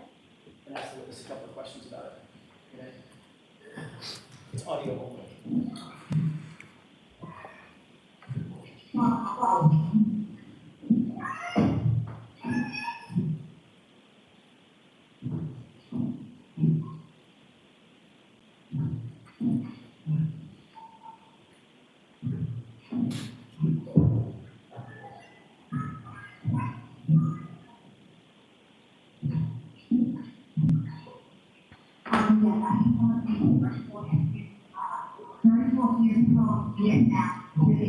Did you stop it? Ms. McCabe, I've paused the audio tape just to ask you a couple of foundational questions. Do you recognize what's on that audio tape? Yes, that is my voice. Okay. You recognize you starting a 911 call, correct? Correct. Similar to the call we just listened to a few minutes ago, which was the actual 911 call, correct? What's the difference between the two of them? I'm about to explain it. It's a confusing question, and I apologize. This appears to be a open voicemail overhearing your 911 call. Do you recognize that? Now that you explain it, okay. You hear a rhythmic boom, boom, boom, boom. The windshield wipers. Okay, so that was my next question. That would have been an open voicemail that was recording inside the cab of the SUV that you were seated in, correct? Correct. Overhearing you call 911 and overhearing whatever else was going on ambient noise at the scene, correct? Correct. Does that sound like a true and correct copy of at least the portion of the 911 call that you heard? I have to listen to it again, but Well, why don't we continue listening to it and see if you recognize it? okay. With the court's permission? Yes. It's about, by the way, it's about 4 minutes in total, Your Honor. Okay.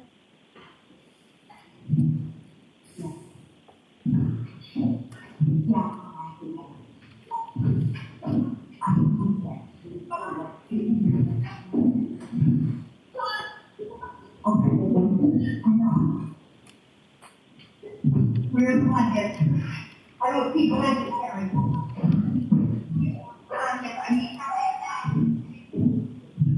Could you pause it?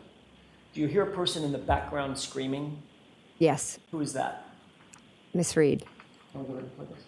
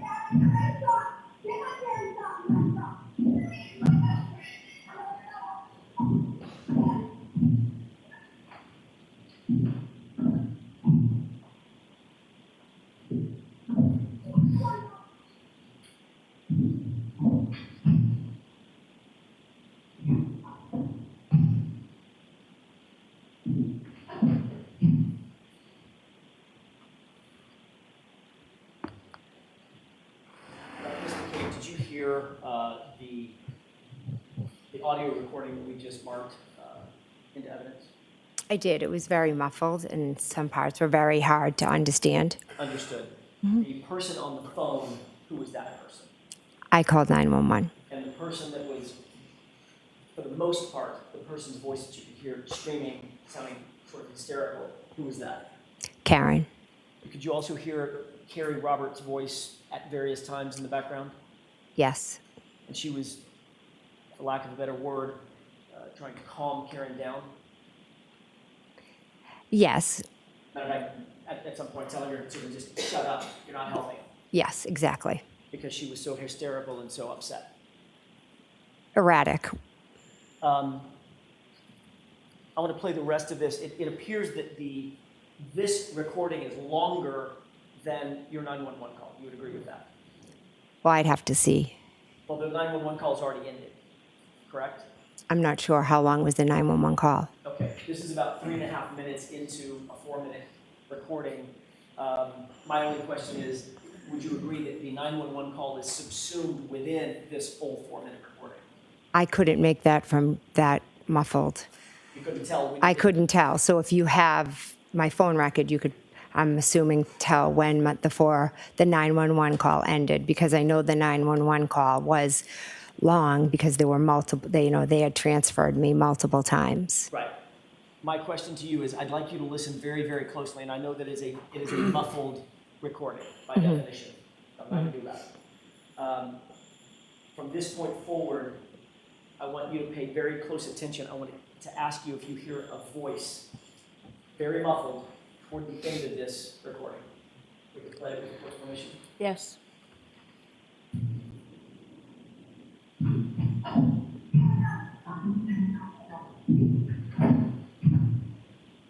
Stop. Did you hear a muffled voice in the foreground after you heard Ms. Reed scream or yell?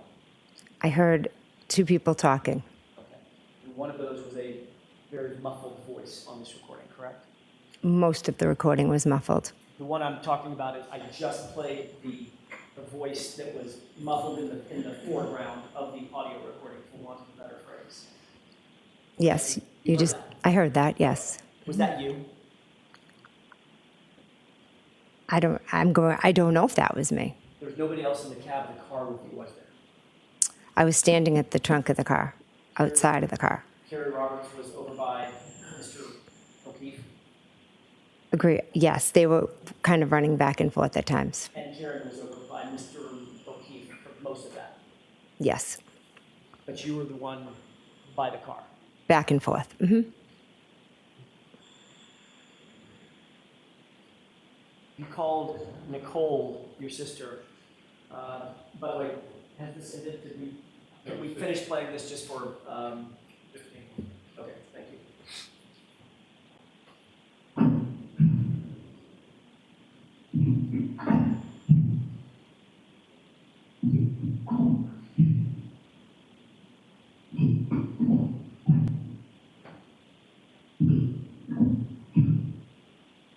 Okay, that appears to be the end of the tape. Okay. Okay. You called your sister at 6:07 and 42 seconds, correct? I don't have my phone record in front of me, Does that sound about right? approximately. And you made a second phone call at 6:08 and 17 seconds. Does that sound about right? I did call her twice, yes. And both of those calls show in your extraction that they were answered phone calls, correct? I don't have my extraction in front of me. Well, you've been asked this question a bunch of times, right? You were asked this question at the other proceeding, is that right? Yes, And and you were shown phone records? well, if you have them, I could see them here. You were shown phone records then? Yes, Okay. And at that time, you were confronted with the fact that the phone records show a 7-second call for 6:07, correct? Objection. I'm going to strike the word confronted. Go ahead and ask. I'll pick another Go word. ahead and You ask the were- question. You were shown evidence that the 6:07 call lasted 7 seconds? my sister never answered the phone. Okay. I know you want to answer your own questions. Yeah. I'd like it if you'd answer my question. Were you shown records that showed the call lasted 7 seconds? I cannot recall the exact record I was shown, but I was shown a phone record. Okay. And you were shown the same phone record showed that the 6:08 call lasted 8 seconds, right? Again, I don't have it in front of me. Does that sound about right? About right, and there were a number of other calls that showed answered that weren't answered. Well, we'll get to those in a minute. So the two calls at 6:07 and 6:08, at least the records indicate about 15 seconds worth of open line time, talk time. 7 seconds, 8 seconds, right? You have the record in front of you, I don't. I'm just asking if you were confronted, there's that word again, if you were shown records that established that based on your own phone extraction and your phone records, that the 6:07 call was a 7-second call, the 6:08 call was an 8-second call, right? I was shown records, but I don't know exactly what they were, how long the call said, because she never answered the phone regardless. You also made another phone call at 6:23, did you not? To Brian Albert? If you could share my phone record, it would be very helpful. Do you recall it? I know I called my sister and I called my brother-in-law in the house. I do not know the exact times. That's all I'm asking. You made a phone call to Brian Albert as well, right? I believe so. That was around 6:23. It was a few minutes after you had called Nicole twice, right? Correct. And that call was not answered. None of them were answered. Okay. But the record showed that that call was not answered, as opposed to Nicole's 2 calls, right? Right. Okay. But the calls to Nicole were deleted from your phone before you turned that phone into law enforcement, weren't they? Not by me. By somebody else? I never deleted any calls when I willingly handed my phone over. You claim that you didn't delete calls, but you do know that your phone was forensically analyzed, and those calls were in the deleted file folder, correct? I have seen that, but there were 20 calls, all in a group that were all deleted. So cherry picking a few makes it look a different way. Okay, so we'll get to those. I'm not cherry picking anything, okay? I'm asking you questions about the records. Which I would love a copy of if I could see. We'll get to that in a second. I'm just going by your memory. You've seen these records a bunch of times. You've been questioned about these records a bunch of times, right? Yes. Okay. So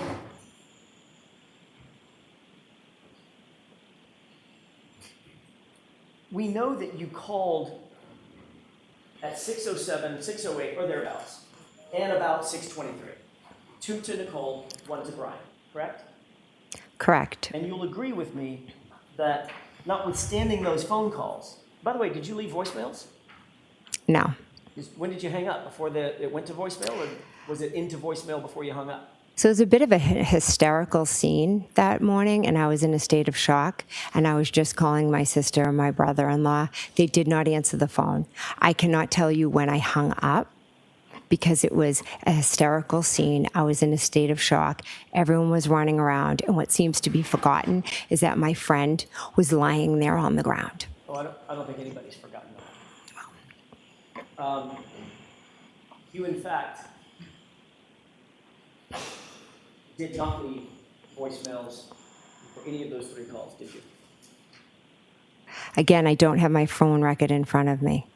And that's because Nicole didn't get any voicemails, because the calls were answered, right? The calls were not answered. You do agree with me that Brian and Nicole Albert, Brian Albert being a police officer, never came out of the house, right? Correct. Neither did any neighbor. I know you'd like to continue editorializing after the fact. There's probably a time and a place for it. This isn't it. If you can answer my question, I'd ask that you do that. Did Brian Albert come out of the house? No. Did Nicole Albert come out of the house? No. Thank you.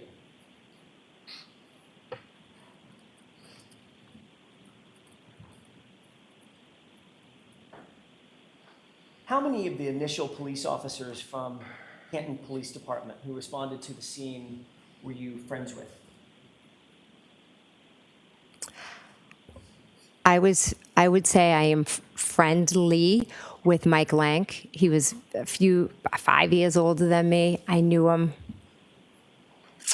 him growing up. If I saw him around town, I would say, "Hey, how are you?"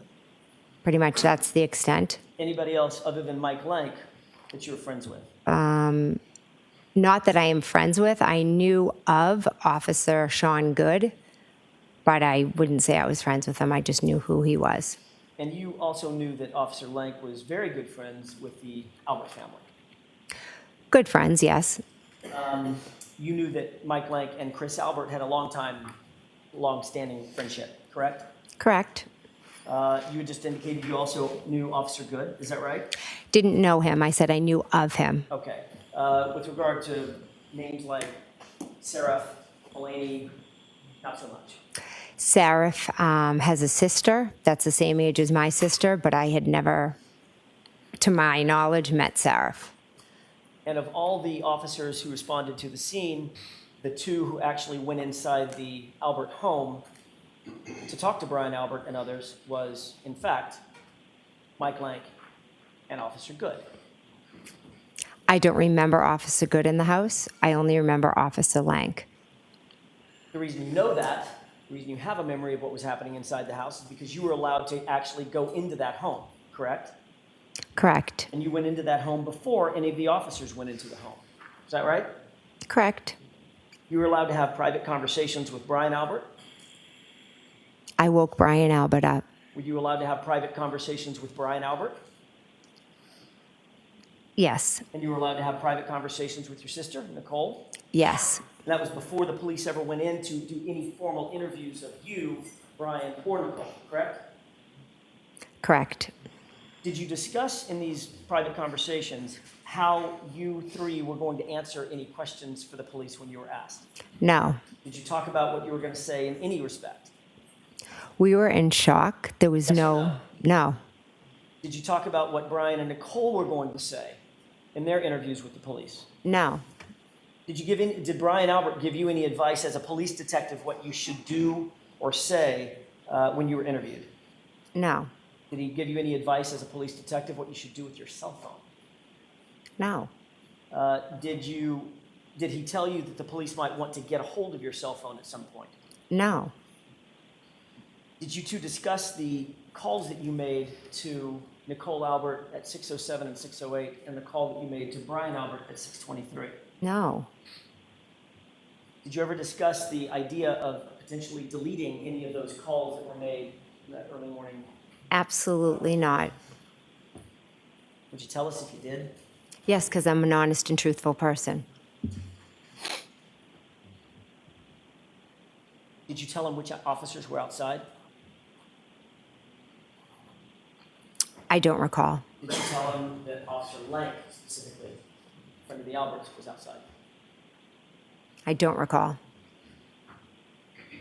And then your husband, Matt McCabe, arrived at the scene, correct? Correct. He was allowed to come in the house as well, right? I believe Officer Lank was in the house before Matt came into the house.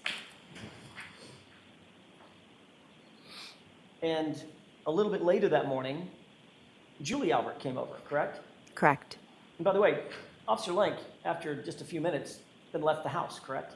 Correct. Leaving all the witnesses inside together. Correct. And I can't remember if I asked this question or just thought it out loud. Did Julie Albert come over? She did. And then Chris came over. Yes. Even Brian Higgins came over. Correct. These are all friends and family of yours, correct? Not Brian Higgins. I had only met a handful of times. But you'd consider him a friend. A friend of Brian Albert's is how I would reference him. Fair enough. So these are friends and family of Brian Albert. Correct. And everyone was permitted to discuss the circumstances of the evening before going into the early morning hours with each other with no police there, correct? I sat with my family in shock and horror. Were you allowed to discuss the circumstances of the night before going into the early morning hours amongst yourselves without any police presence? Yes or no? There was no reason for us to be allowed or not allowed. We did nothing wrong. Understand my question? Did you get it? Yes, I understand your question. Can you answer it, yes or no? Were you allowed, that group of folks, were you allowed to discuss the case without a police presence? Yes. Okay.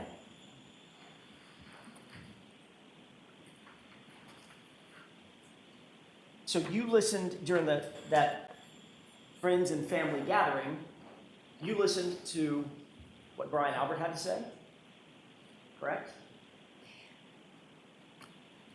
He didn't really say much.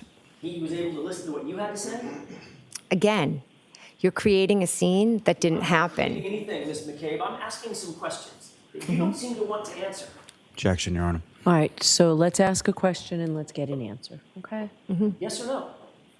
Was Brian Albert there within earshot when you discussed your version of what had happened? I didn't discuss much. I sat there in shock and horror, so I spoke very little, to be honest with you. But what little you did speak, he could hear. Yes. And Nicole could hear. Yes. And Chris Albert could hear. Chris came much later. And your husband, Matt McCabe, he could hear. Yes. Okay. And then when Chris is talking about what happened at Waterfall, you could hear and Brian could hear. In other words, everybody could hear everybody.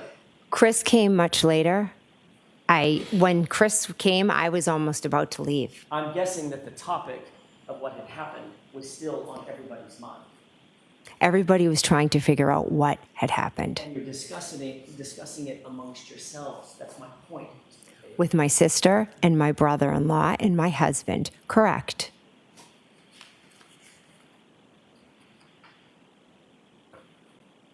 Before you left, you said you were about to leave. Before you left, another Albert came over to the house, correct? I don't recall seeing him.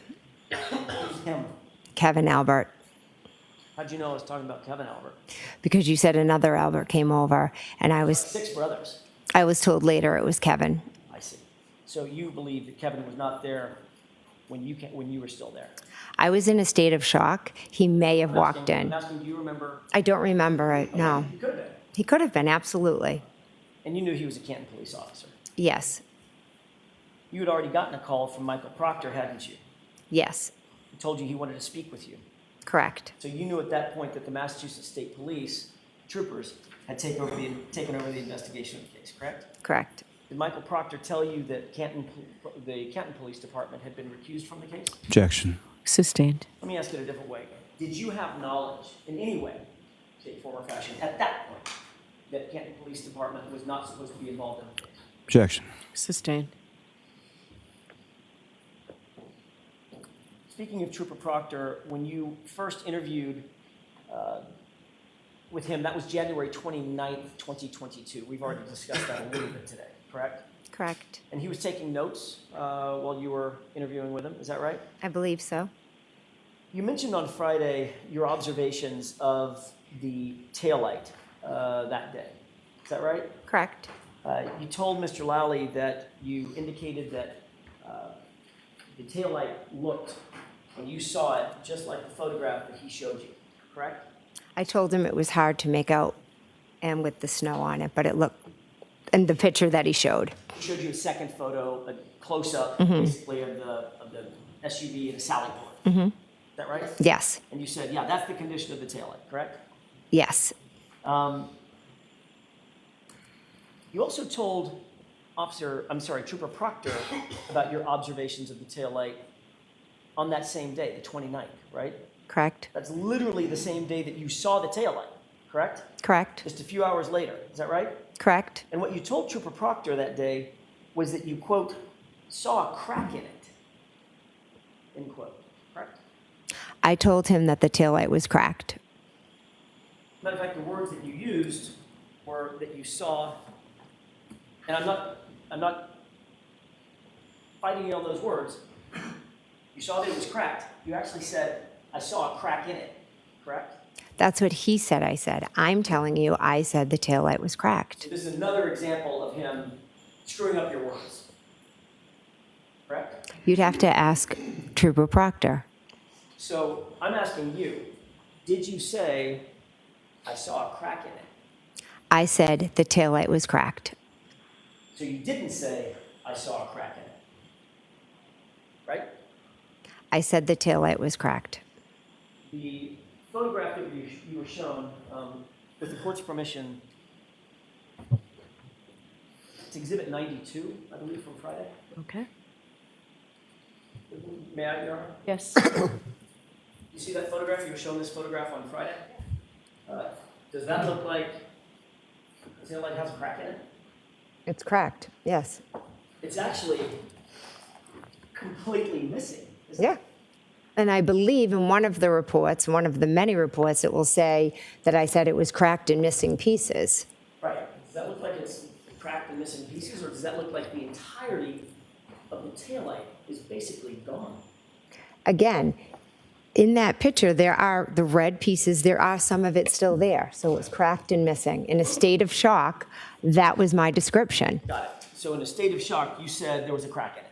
No, Hours after, I said it was cracked. I never said there was a crack in it. so if Trooper Proctor wrote that down that would be an example of him getting your words wrong yet again, Objection. correct? That's been answered. Let's move along, please. That's okay for that. Thank you, Your Honor. Okay.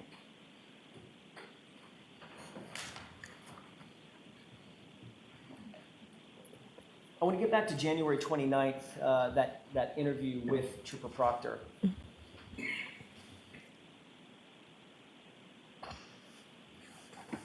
After this interview with Michael Lank, you eventually made your way back to your house. Is that right? Yes. You went with your husband, Matt, Yes. and you knew that Trooper Proctor was going to show up and interview you and Matt, Mr. McCabe, correct?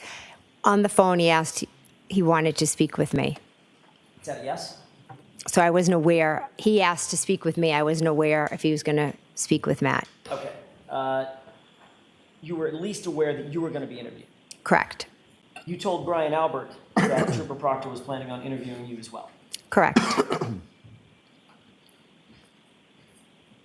Before Trooper Proctor showed up to conduct that interview at your house, Brian Albert actually showed up at your house, correct? Correct. So Brian Albert made sure that he was in your home before Trooper Proctor made it to your house, correct? Objection. Sustained.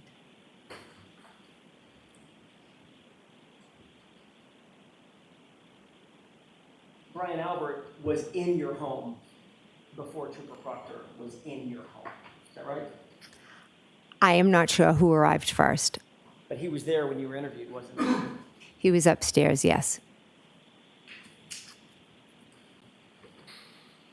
And you believe, of course, with that statement, he didn't hear anything about what was going to happen, right? He didn't hear 100 anything about the interview. No, I don't think he could hear it from where he was. But you knew he was just a few feet away. I knew he was up in my bedroom. We've talked a little bit about your call records, and I want to pivot for a second and ask you about those call records. This is Exhibit 90.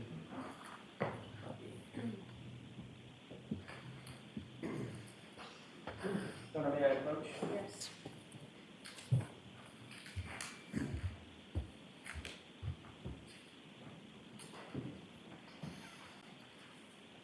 Thank you.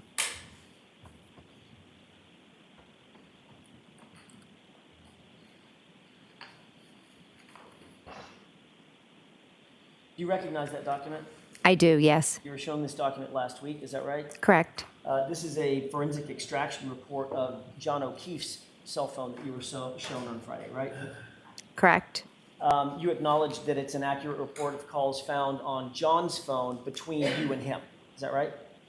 I believe so, yes. Okay, and this shows the calls that you made to John's phone or you received from John's phone on or between, or at or between 12:14 a.m. and 12:50 a.m. I want to direct your attention to those time frames, correct? Correct. All right, I want to start at the bottom, and it may go in reverse chronological order. Okay. I think it does. At 12:14, it shows that you called John O'Keefe and that call was answered. Is that right? Yeah, correct. At 12:18 a.m., it shows that John O'Keefe called your phone and that was answered as well. Correct. And then at 12:29 a.m., you also called John O'Keefe's phone and y'all had a short conversation as well. Is that right? No. The record shows, I think it shows, pardon me, unknown, correct? In terms of whether it was missed or answered? Excuse me, can you repeat that? Sure, the 12:29, I want to concentrate on the 12:29 a.m. call. Okay. That one, in the Celebrite extraction, it shows in terms of whether the call was answered or not, the status is unknown, correct? It's on the last page, Yeah, second row from the top. at 12:29. Unknown, yes. Unknown.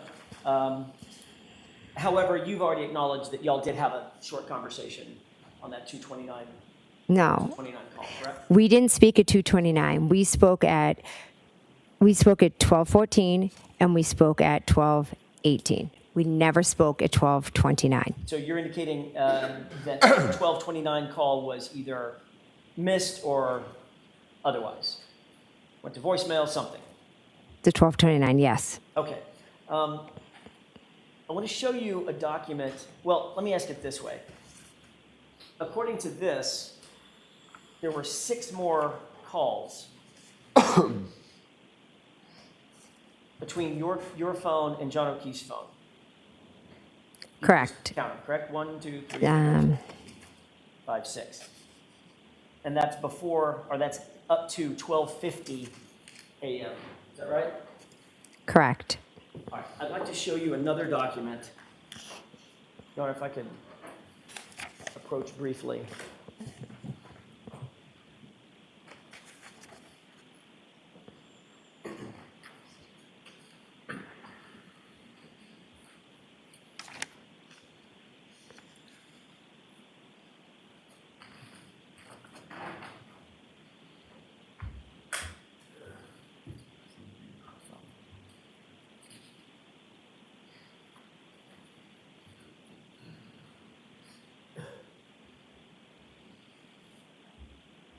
May I? Yes. Thank you. I'll take, so we don't get them mixed up, I'll take exhibit 90 back. Okay, thank you.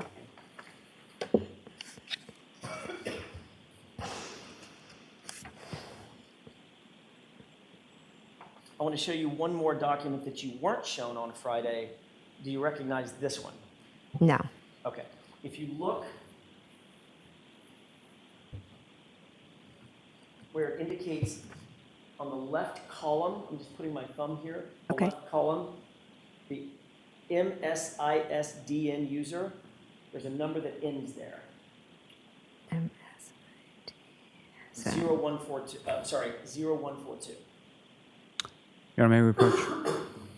Yes. So I'm going to answer this question before we approach. I have no idea what we're approaching about. This document? Yes. Why don't we just go up there? Sure. May I have that, please? I know you need to look at it.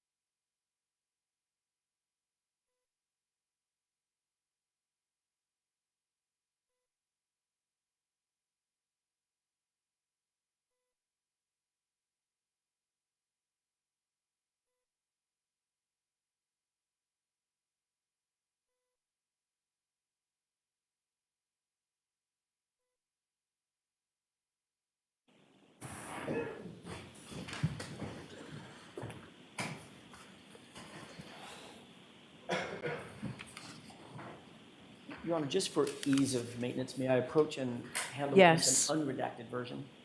Yes. Same thing. Thank you. You're welcome. If you look on the left column, Ms. McCabe, Yes. you'll see something that says Apple ID. Yes. Look to the right of it. Do you recognize that unredacted portion? I don't want you to read it out or anything. You recognize that? Yes. Whose Apple ID is that? That's mine. Okay, if you look, 6 lines below that, there's a full phone number. Again, don't read the phone number out. Just tell me if you recognize it. I do. Whose is that? That's mine. Okay. May I approach, Your Honor? Yes. I'll take the unredacted copy back. Okay. So we don't get it mixed up. Does this appear to be Celebrite extraction of your phone records, your Apple ID? Yes. Okay. And you recognize, without telling me what it is, you recognize that phone number as your phone number back at the time and the Apple ID back at the time, Yes. associated with the phone that you then turned in to law enforcement, correct? Correct. Okay.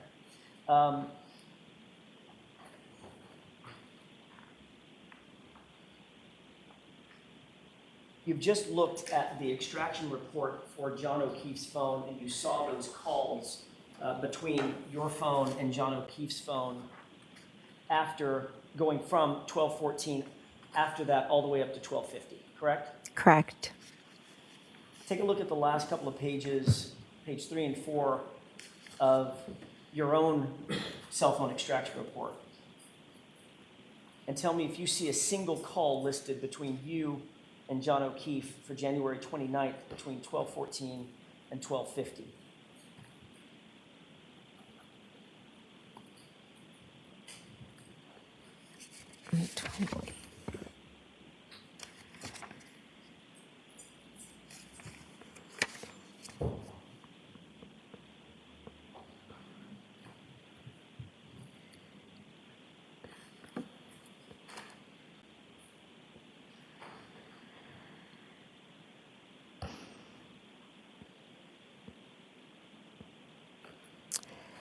There are calls to a number that I'm assuming is John. What I'm time? just not sure. I see a call at, wait a minute.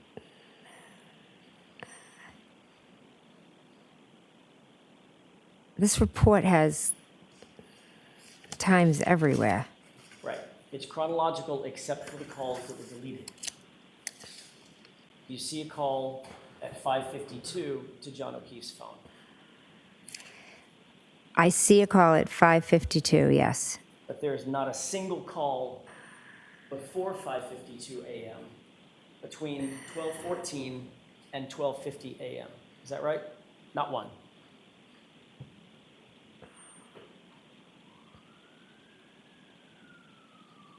It's very hard to, this report jumps time-wise. Well, you can look at every single time on the report. There's not that many.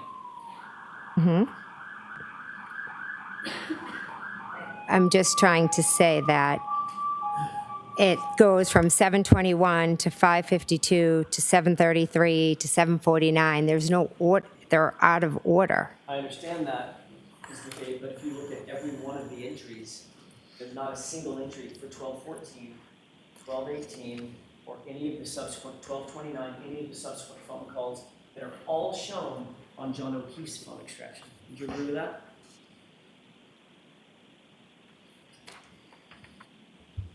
Correct. May I approach? Yes. Thank you.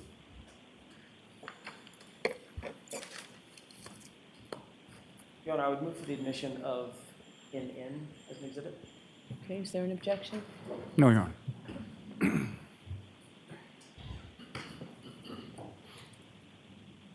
Exhibit 97.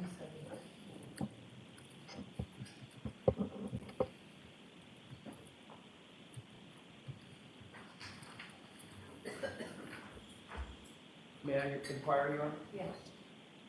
Fact of the matter is, according to those Celebrite records and that extraction from your own phone, every one of the calls that you made to John O'Keefe's phone between 12:29 and, I'm sorry, between 12:14 and 12:50 a.m. was deleted and unrecovered, correct? I didn't understand that report, and I'm not an expert. When you compare the two, you saw a bunch of calls on John O'Keefe's phone, right? You know he couldn't have deleted them. He passed away, right? Correct. You saw your cell phone extraction, which is the handshake for John O'Keefe's phone. And all your calls are missing, right? Objection. Can you answer that question? I'm confused. That paper, I don't understand it. It was vague. There were numbers. There were calls everywhere. There was a number of missing calls. There's a bunch of missing calls, right? You didn't see any of the calls that were reflected on John O'Keefe's phone. Is that right? Yes or no? They're not there. A lot of calls are missing. I'm not really even sure what's there because the numbers are all, it's all redacted. So you were not seeing any redacted calls, Ms. The page you just had in front of me was redacted. It's now an exhibit. It's now an exhibit. Your personal information was redacted. None of the calls were redacted now. The numbers, I don't know people's phone numbers. I just have them as contacts. Ms. McCabe, you just said a second ago, and we can do this all day long, or we can just make it simple. The fact of the matter is that report did not show any of the calls that John O'Keefe's phone report showed, correct?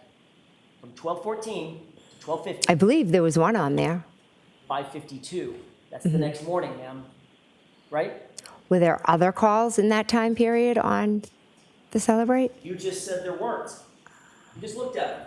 I've told you that that Celebrate report was extremely hard to read. Right. Fact is, there are no calls on your own phone extraction between you and John O'Keefe between 12:14 and 12:50. Would you just agree with that, at least on that report? Objection, Your Honor. Sustained. The fact is that you deleted your call records before you turned your phone in, didn't you, Ms. McCabe? That's what that report shows. Absolutely not. You sanitized your phone because you didn't want the police to know who you had been calling or the fact that you had been calling John O'Keefe's phone incessantly, correct? Incorrect. I willingly turned over my phone. After you deleted your phone call logs, correct? Absolutely not. What date did you turn your phone over?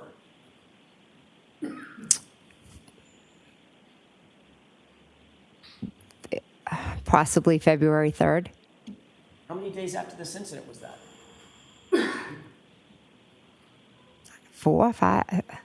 So you had plenty of time to talk to that friends and family group and ultimately decide to delete your phone calls, correct? Objection. Sustained. Did you ever have any group chats with family members who are witnesses in this case? Yes.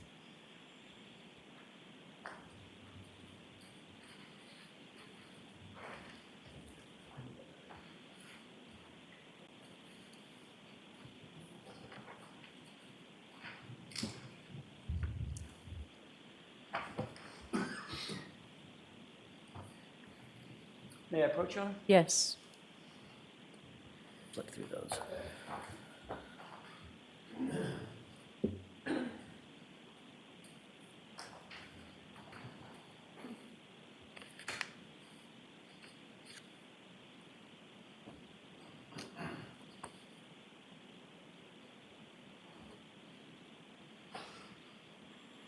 While Mr. Lally is looking through that packet, can I just ask to make sure the record is clear, did you delete any of your calls before you turned your phone into law enforcement? I spoke with the 2 officers that I handed my phone over to, and I asked if I could delete the personal conversations with my daughters. And they said absolutely yes, that I could. So other than calls with your daughters that you did you delete any other calls on your phone at all? Ms. There were McCabe? text messages. It was actually text messages with my daughters that I deleted, and that was all I deleted. Did you delete any phone calls? I do not recall deleting any phone calls at all. I would have no reason to delete anything. So that's very different than I didn't delete any phone calls. I do not remember deleting phone calls means you might have. In day-to-day life, people delete things, but I do not recall deleting any phone calls. In day-to-day life, did you delete any of the calls to John O'Keefe? No, Did you delete any of your calls with Nicole Albert? no, Did you delete any of your calls with Brian Albert? no, With Chris Albert? no, With Julie Albert? no, Colin Albert? no, With any of the witnesses in this case, did you delete any calls before you turned that phone over? no, no. May I approach you? Yes.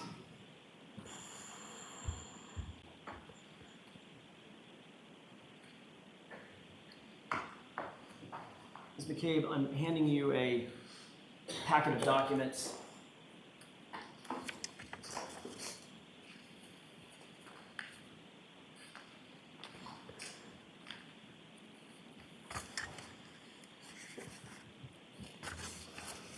Appears to be about 10 pages long. Do you recognize what's in those documents? Yes, You indicated already that you were part of a group chat with certain members of your family and friends. correct. Did that group chat, I'm most interested in the group chat between yourself, Nicole Albert, Brian Albert, Matt McCabe, on or around, that group chat starting on or around February 1st, 2022. Okay. Does that look like a true and accurate reflection of the text messages between, or certain of the text messages between and among that group? Yes, the ones I've seen, yes. On February Can you just 1st tell me what page you're on? I'm sorry. Of course, Your Honor. The Bates stamp number? 2148. Okay, is where thank I'm you. going to start. Thank you. And they should go relatively chronologically, Your Honor, page by Okay. page. On February 1st, 2022, around 2:15 in the afternoon on this group chat, did you receive a message from your husband on the group? This is on page 2148. And it should be the middle bubble, the middle and the bottom bubble. Quote, Julie said channel 4 is in DE. You see that? Yes, And the response from Matt McCabe is eating, I assume, quote, ask Chris to ask some questions. Tell them the guy never went in the house, end quote. You see that? yes, If you look at the next page, the top, 149, there's a one-word answer from Brian Albert. What is that answer? exactly.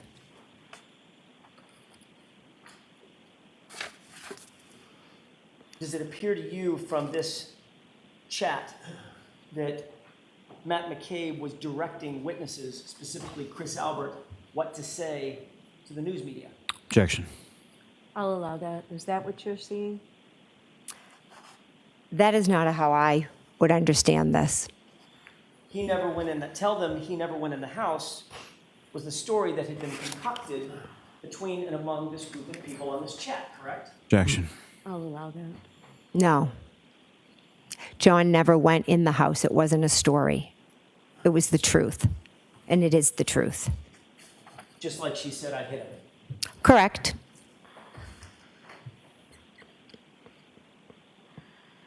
So according to this chat, at least, at the very base level, this is one witness telling another witness to give certain information to the media that could be useful to the group, correct? Tell them the guy never went in the house, right? Objection. Sustained. Matt McCabe was directing Chris Albert. Chris Albert wasn't even at the house, was he?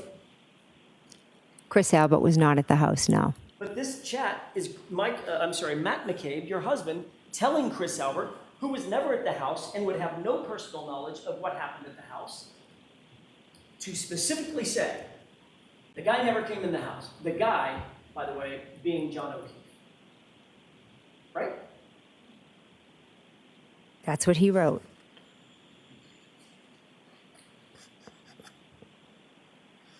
Does that sound to you a little bit like collusion? Objection. Sustained. At some point, you sought out Carrie Roberts' cell phone number shortly after the 29th, or maybe not, maybe on the 29th. correct? Correct. You didn't have her cell number in your phone? No. One of your primary concerns was to make sure that you got in contact with Carrie Roberts before the day's end, right? I wanted to speak to Carrie as she was on her way to the hospital, and I wanted to check in on John. One of your primary concerns, Ms. McCabe, was that you wanted to make sure you got a hold of Carrie Roberts and had communication with her before the end of the day. It had nothing to do with getting in touch with her by the end of the day. It was a friend reaching out, wondering how her friend was doing, who was just taken off the front lawn. On the 29th. Yes. So before the end of the day, Ms. McCabe, you can do this all day long. Before the end of the day, you were trying to get a hold of Carrie Roberts, correct? Immediately in the morning, I wanted to get in touch with her. Right. So you sought out her phone number. First you tried my client, Karen Reed, correct? Correct. But then you found another source for that information. Is that right? Correct. And you said just a second ago you were claimed that you needed that information because you knew that she was on the way to see John O'Keefe's parents, She was picking them up. and you wanted to check on them. Correct. You've been friends with the O'Keefe family for years, haven't you? Correct. So you didn't have a need to get Carrie Roberts' phone number, did you? I wanted to speak with Carrie, see how she was doing. I was not going to call Peg. You had her phone number, didn't you? I do, yes. So if you wanted to check on somebody, you could have just called her. I was not going to call Peg O'Keefe on the way to see her son at the hospital. To check on your friend? That was just too much. I wanted to ask Carrie. I am sure she was boggled down and probably did not want to speak with anyone. It was a simple thing. I made sure I got Carrie Roberts' number so I could check in and see how John was doing. Also, we had just been through an extremely traumatic event together. There's nothing evil here. Carrie Roberts' number, Ms. McCabe, is because you wanted to make sure that you controlled her story as she left your site, correct?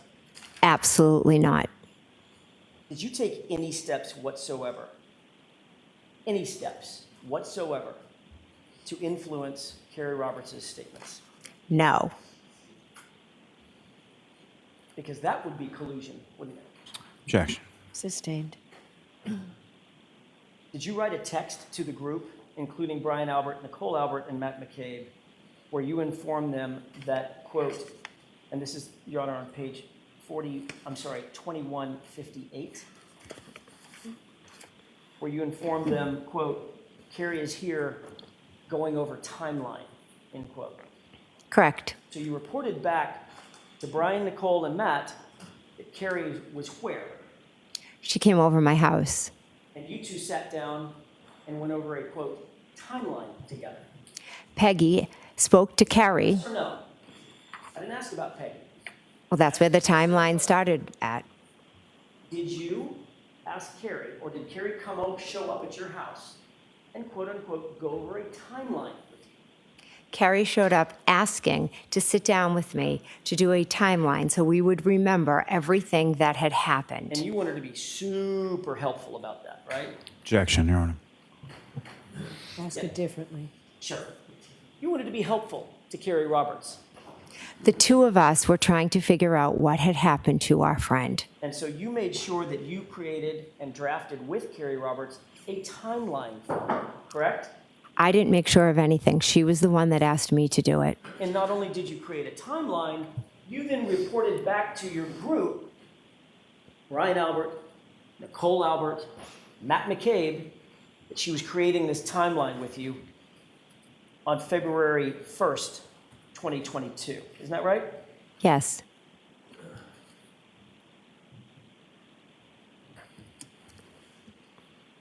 After you created or drafted this timeline with Carrie, she actually sat for an interview with the police, did she not?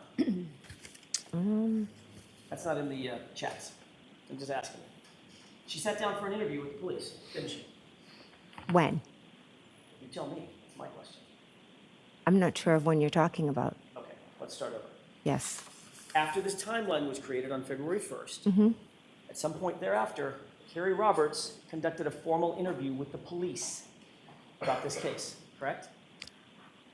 Do you have the report of that date? We're sort of burying the lead. She did the interview in your living room, ma'am. Right? There was, on Tuesday, 2 officers came to the house, and she sat in the other room and spoke with them. So, using my question, she did the interview at your house. Oh, they came to my house to interview me, and she happened to be there, so they asked if they could speak with her also. Okay. Did she or did she not do an interview at your house? Did, yes. That wasn't that hard.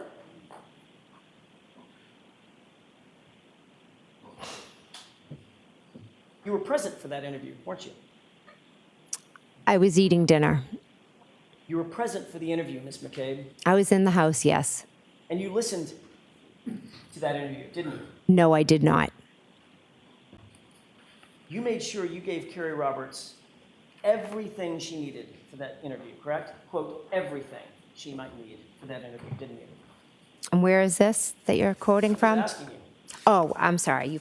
When you quoted, I thought it was in here. I apologize. We'll get to it in a second. Did you tell her everything that you wanted her to say? No, I did not. Did you in any way attempt to influence her testimony before she gave that interview in your living room? Absolutely not. Carrie is her own person. But then you did report her progress to the Albert and McCabe group in that group chat, didn't you? Can you show me where, please? Sure.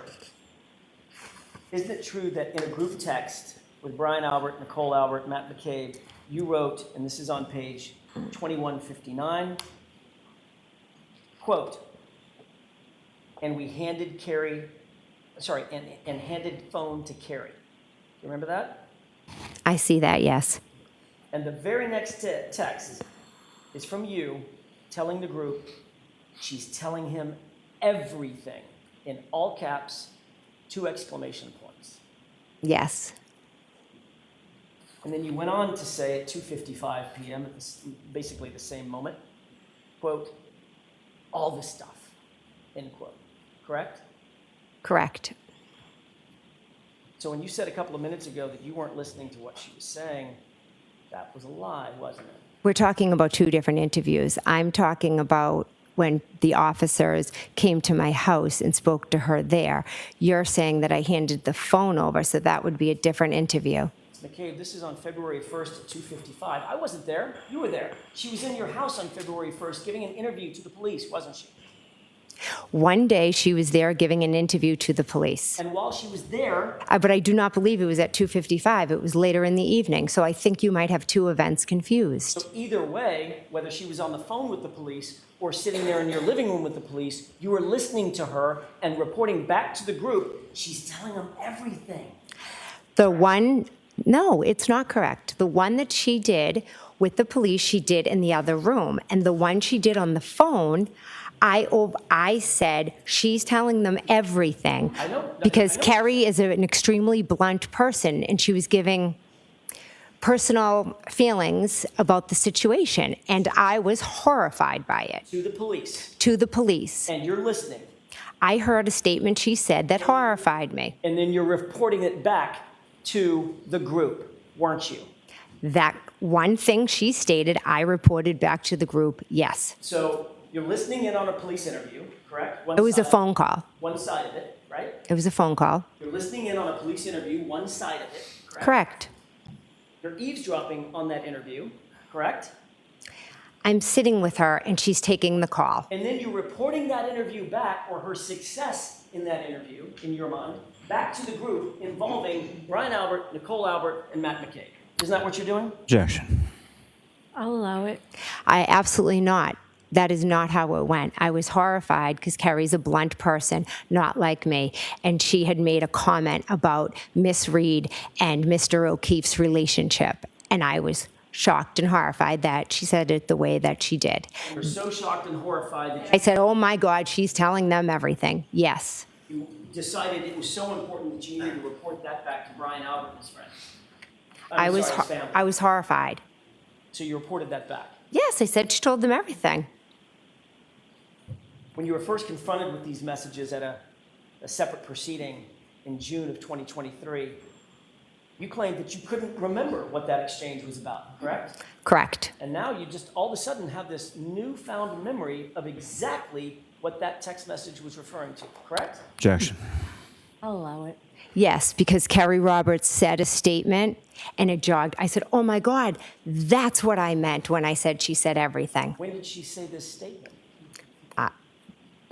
Probably in the fall. She has made this statement a few times in reference to Karen. You and Kerry Roberts are still coordinating your statements together. Oh, no, we're not. It's just an opinion she has of Miss Reed. And all of a sudden that became your, quote, everything, all the stuff. It didn't just become it. I forgot that I had written it, and one day Kerry made the statement, and I'm sure it happens to everyone. You forget something, and then you're like, oh my God, that's what it was. I'm not sure if that happens to everyone. Objection. Sustained. Let me ask you a different question. When you were asked under oath a year ago, when things were fresher in your mind, you were asked specifically what you were referring to, and your answer was, I have no idea, correct? Correct. Because you didn't want to tell them that you had coordinated your statement with Kerry Roberts. Isn't that right? No, that is not right. I did not remember what it was. Went on to be asked specifically, do you know who you were referring to? And you said, maybe Kerry, maybe. I'm talking to Kerry. And the question was, but you don't recall this text? And your answer was, I don't remember. That's what you testified to a year ago, correct? Correct. But now you're talking about some memory of a disparaging comment that Kerry Roberts has about my client. And that's the everything in your mind. Yes, the things that she was saying.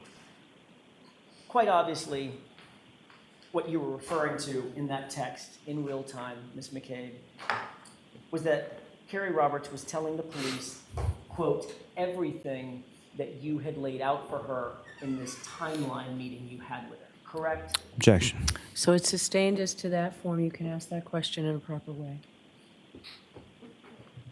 The everything you referred to in that text in real time was what you had worked out with Kerry in that timeline meeting, wasn't it? That was the everything you were referring to, correct? Incorrect. We never worked together to come up with a story. We have the facts, and the everything was a comment about your client. You went on in your group chat with Brian Albert, Nicole Albert, and Matt McCabe to give running updates about whether or not Kerry Roberts was actually following the script, correct? Incorrect. There was no script. 167. Matt McCabe texted the group, Brian, comma, sitting separate, end quote, correct? Yes. It sounds like Matt McCabe is reporting back to Brian Albert, following your instructions, we're sitting separately. Objection. Sustained.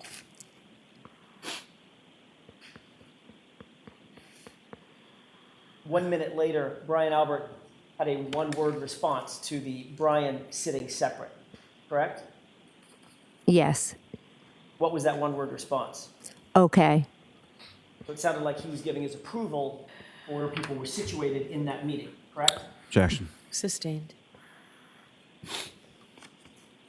At page 2168, 515. It's very hard to just look at two texts and try to understand what the context is. Ms. McCabe, if you don't understand a question that I have, just let me know, but otherwise let me ask a question. On page 2168, at 515, you wrote the group, quote, you listening, correct? Yes. And at the same time, 515, you then wrote, cops here again, end quote, correct? Correct. That was in reference to the police coming over to your house to further interview Kerry Roberts, wasn't it? That was when they came to talk to me. And Carrie Roberts was there, Was correct? at my house, correct? And a few minutes later, at 5:23, Nicole Albert texts, "Call us after," correct? Correct. And a few minutes after that, Matt McCabe texts, quote, "This girl could write a book, ... nonstop," correct? Correct. So obviously, Matt McCabe, along with you, was listening to Carrie Roberts give her interview. We were sitting in the kitchen eating dinner with our children, and Carrie Roberts was in a different room, but she was going on and on and on, How do you as know? she does, How do you know? because they were in the other room. And you could listen. I could hear voices. You could hear her interview with the police. Did not hear her interview. I could hear them talking, but I was sitting at a table with my children eating dinner, getting ready to go to a basketball game. You then responded to Matt McCabe, "I love it." Yes. And then you responded about this interview you just testified under oath and under penalty of perjury, not hearing anything about, just hearing voices. Your next text was, quote, "She is telling them everything," Yes. end quote. Correct? Yes. So what you said just a few minutes ago about not knowing what she was saying, I could just hear voices, that was a lie. It was. Okay. Objection. Sustained. And a couple of seconds later, Nicole Albert responds, one word. What was her response?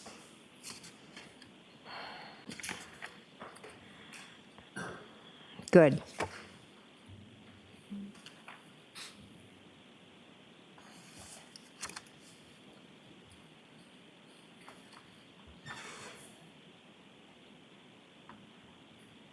So in order, those texts say, "You listening?" You say, "You listening?" Objection, Your Honor. The objection sustained. At the end of the day, you were eavesdropping on an interview that Carrie Roberts was having with law enforcement in their official capacity, weren't you? No, I was sitting eating dinner, and some of the things, obviously, I overheard, but I was not Some of the things eavesdropping. you overheard. I'm saying there's a possibility, if I'm sitting in this room eating dinner and someone's in another room talking, you can hear bits and pieces. Was I eavesdropping? No. Is there some big cover-up story? No. But why does McCabe, does your testimony keep evolving? A second ago, you said, you told this jury, you said, "I couldn't hear a thing. All I could hear was voices, like muffled voices from the other room." She was going on and on about something. Yeah. And then when I confronted you with the text message where you said, "She's telling them everything," now it's, "Well, I may have heard a couple of things." Which is it? No, she was going on and on and on like she does. And you were listening on and on and on like you do. I was probably hearing bits and pieces.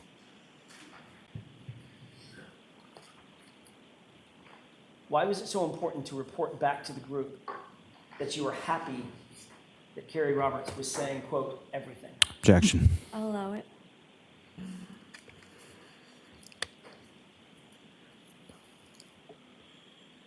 We had both lost our friend. Carrie Roberts was in shock, as was I in shock. The two of us had all this information that just kept coming back to us and back to us. And it's terrifying when you go through an experience and you're in shock. And Carrie was remembering things. I was remembering things.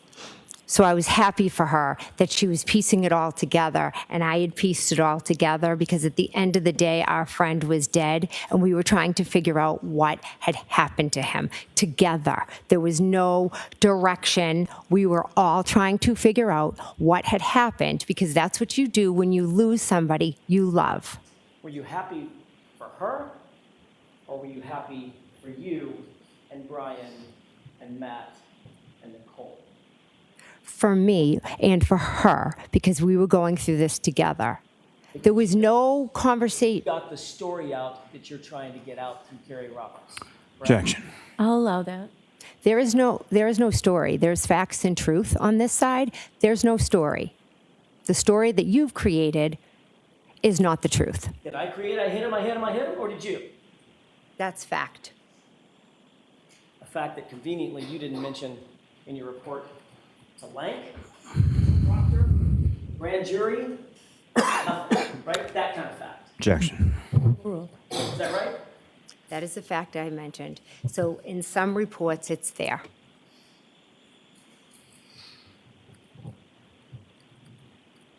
The fact is, you wanted to keep very close tabs on Carrie Roberts, didn't you?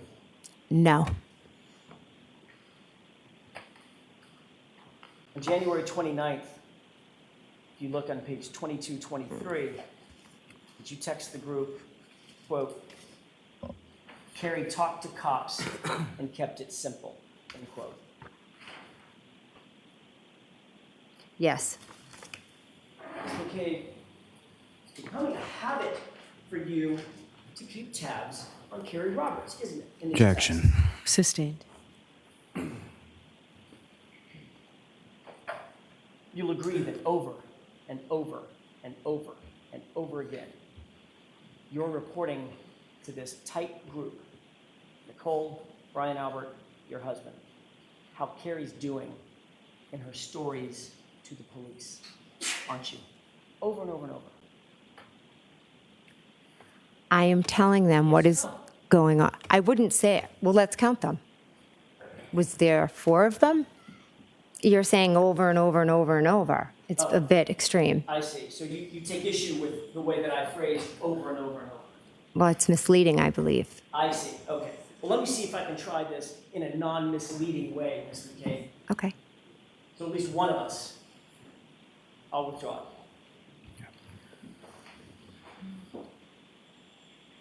You consistently reported back to the group how Carrie Roberts was doing with the police, didn't you? I would update them after Kerry saw and spoke to the police. Again, we were all trying to figure out what had happened to John. There's yet another text from Brian's wife, Nicole, on January 29th, and this is on page 2226.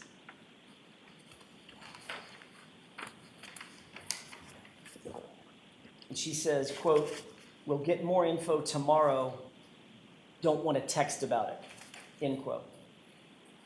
And then you texted, right, correct? Correct. What's that about? Objection. I'll allow it. We decided that we would talk on the phone. My children look on my phone. Her children look on her phone. We were working with the police. I was sharing information and everything that had happened. We didn't want it to leave our little circle because we were trying to figure out what happened, and we're not going to go running around letting people see, oh my gosh, they think this might have happened or that might have happened. It was nothing more than, let's not text about it. So you wanted to keep it, in your words, in your little circle, correct? Correct. I didn't want it all out there, what we had thought had happened. I was going to let the police do their job. So by definition, the info that Nicole Albert was talking about, that needed to be kept very tight, very secret, correct? We needed the police to do their job, so we weren't going. Texts, and Nicole wanted her texts, and the group wanted their texts to be kept secret and private. Isn't that right? Not secret and private. We just weren't going to communicate certain things over text. Did you give, or did anybody give you any private information the next day on January 30th? Didn't even give me private information. So let me put it in context. That text from Nicole Albert, we'll get more info tomorrow. I don't want to text about it. That was on the 29th, right? Okay. You saw it. Did you get additional info on the 30th, the next day? I have no idea. Did anything significant happen on January 30th in connection with this case? Any meetings, any get-togethers, anything that you can think of? I went to the O'Keefe's house. Other than that, anything else? On the way home, Carrie Roberts' daughter is good friends with Michael Lank. So we dropped her off at Michael Lank's house, and Mike's wife came out of the house, him and Kerry are friends, and she, jumped in the car and was consoling Kerry and asks how the O'Keefes were doing. And, we talked to her. So you pulled up to Michael Lank's house on the 30th. That's never been reported, has it? I guess I never thought much of it. Never thought about reporting the fact that one of the first responding officers on the case, working for Canton PD, which is conflicted off the case, you had a meeting with that was unreported the next day? I didn't meet with Michael Lank. I see. So you pulled up in the car. Tell me about that again. You pulled up in the car, and what happened? And Lex, her daughter, went into the house. Okay. And then you just drove away? No. Michael's wife came out of the house. Okay. And y'all had a conversation about what? She got in the car and her and Kerry are friends, and she was checking on Kerry and, just saying, oh my God, this is so crazy, just checking in on the O'Keefes.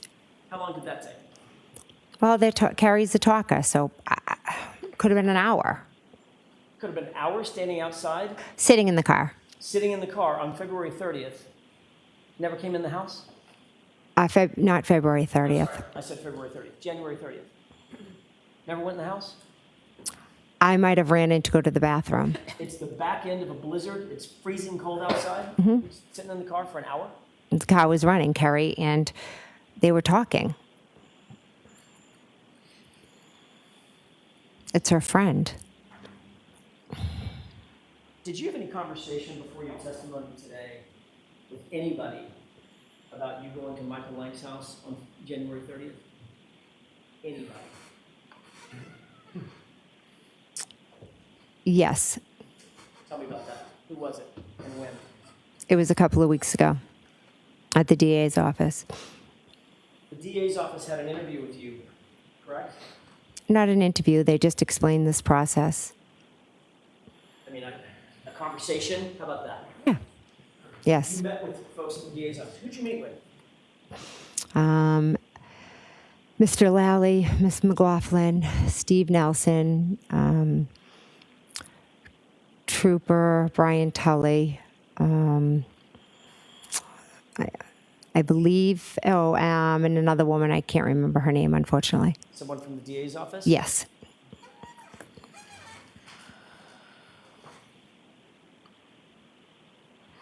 Beelan? No. Lynn Beelan?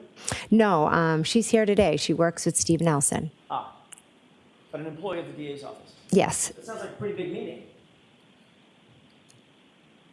I wouldn't call it a big meeting. There was, 5 of them? How long did you, 5 of them and then you, right? My daughter Allie came with me also.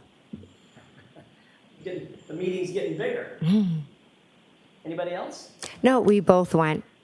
Was Allie in the room when you were, I was going to say interviewed, but you take issue with every word I use. When you were talked to by the DA? Allie and I were both in the room when they went over everything, how this all works, because this is all brand new to us. And then they asked me to leave the room.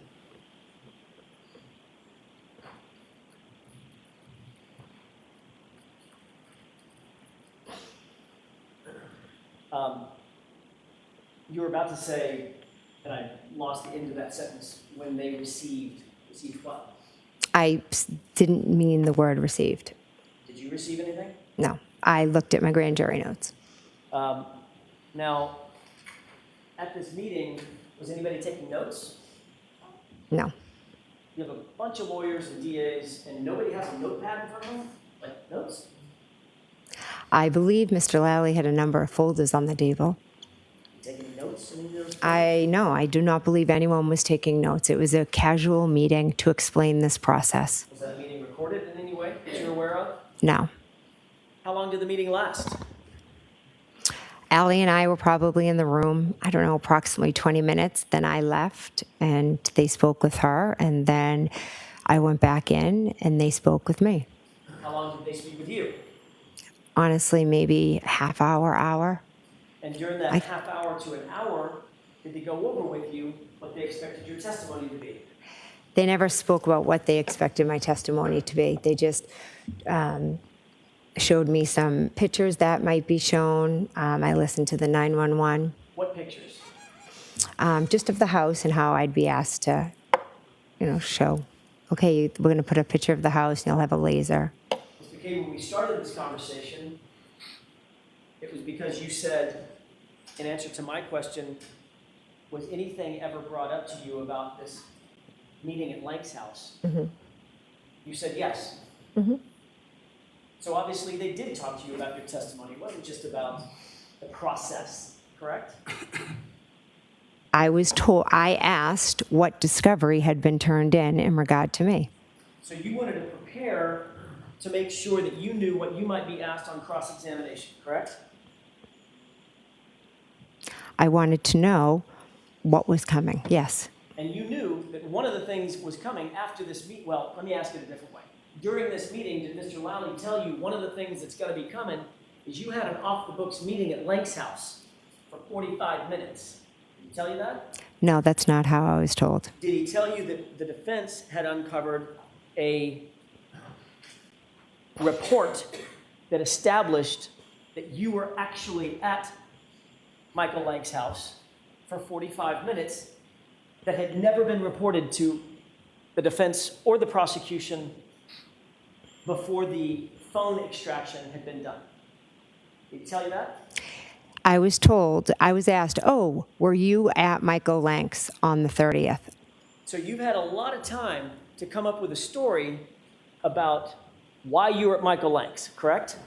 Objection. I'll allow it. I didn't need time to make up a story because I have the truth of why we went. And the truth, according to you, is you pulled up at Michael Lank's house. The first responding officer and friends of the Alberts had a meeting with him the next day that was never reported to anybody for any purpose. I Just met with his wife out in the car while the car was running for 45 minutes to an hour. That's your story. It's not a story, it's the truth. Carrie dropped her daughter off. The wife came out. Carrie is a talker. They started talking. A tragedy had happened the day before. It is interesting, would you not agree, that the day before you had this off-the-books meeting at Michael Lank's house, Nicole Albert says, we'll get more info tomorrow, meaning the very day you show up at Lank's house. Again, I never spoke with Mike Lank at his house. It was not an off-the-books meeting. It was Carrie dropping her daughter at one of her good friends' house, whose husband happens to be a Canton cop. That is what it is. That is the truth. And a lot of coincidences. Do you agree? Objection. Sustained.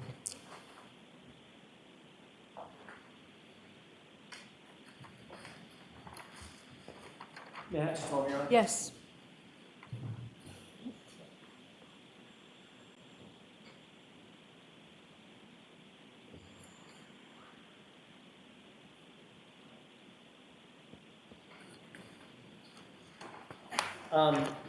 That's, by the way,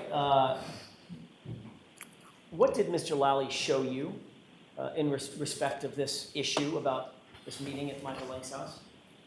He showed me nothing. He just told you about it. Brian Tully told me. Okay, what did Mr. Tully tell you? Trooper Tully, what exactly did he tell you at this meeting about this Michael Lank issue? He said, did you go to Michael Lank's on January 30th? And at first I said, no, I've never been to his house. And then I thought about it and I said, oh my gosh, yes, I did go there. And that was the extent of the conversation. You said, yeah, I did go there, and he didn't ask a follow-up, like, what the heck were you doing at Michael Lank's house the day after this issue? Objection. This incident? I'll allow it. He didn't ask a follow-up like that? I do not believe he did. So Trooper Tully had you come down for an interview. He confronted you with a fact that had never been disclosed before, to wit, you showed up at Michael Lank's house, and when you said, yeah, oh yeah, hang on, I think your words were, oh my gosh, yeah, I think I did go there.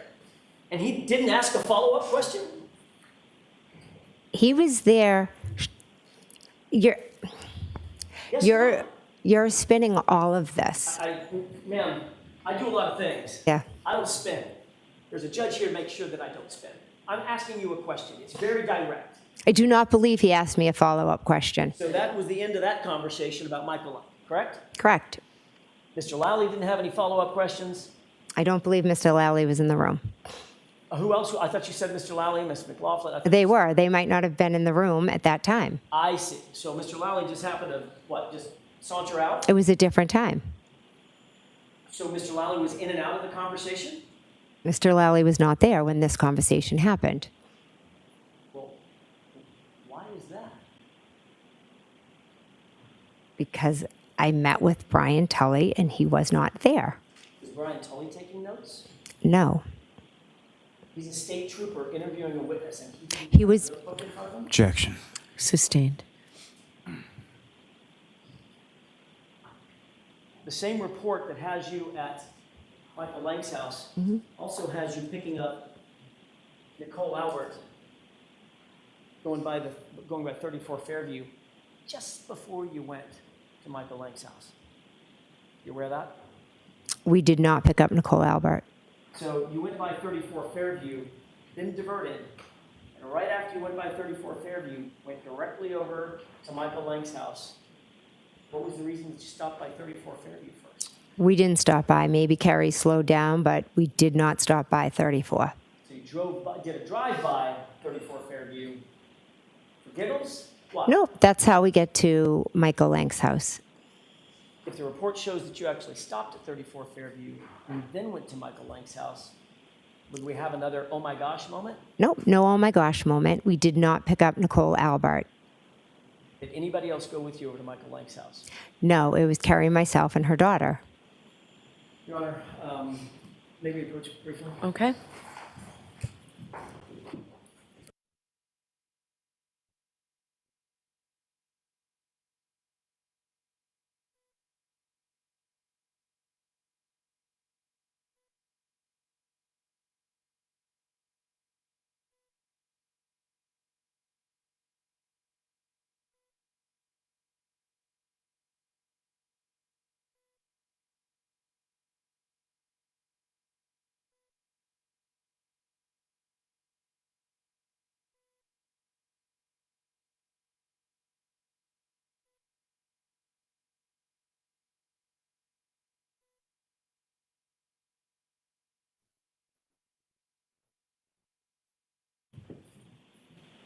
Jurors, we're going to try and go right up to 1 o'clock, okay?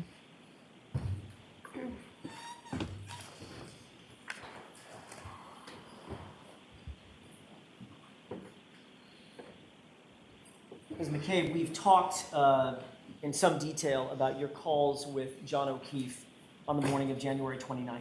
Do you recall that Yes. conversation? I want to focus your attention on or at or about 12:14 a.m., moving up to about 12:50 a.m. You have that time in mind? Yes, You've seen the Celebrite extraction from John O'Keefe's phone, which Mr. Lally showed you the other day, correct? correct. And you went through the series of phone calls that were made and that appear on his extraction report, correct? Correct. I just want to run through those time-wise very quickly just to orient you, if I can, and then I'll ask you some specific questions about it. There was a call at 12:14 a.m., correct? Correct. That was a call that you indicated was answered. You had a conversation with Mr. O'Keefe. Correct. There was a call at 12:18 and 47 seconds.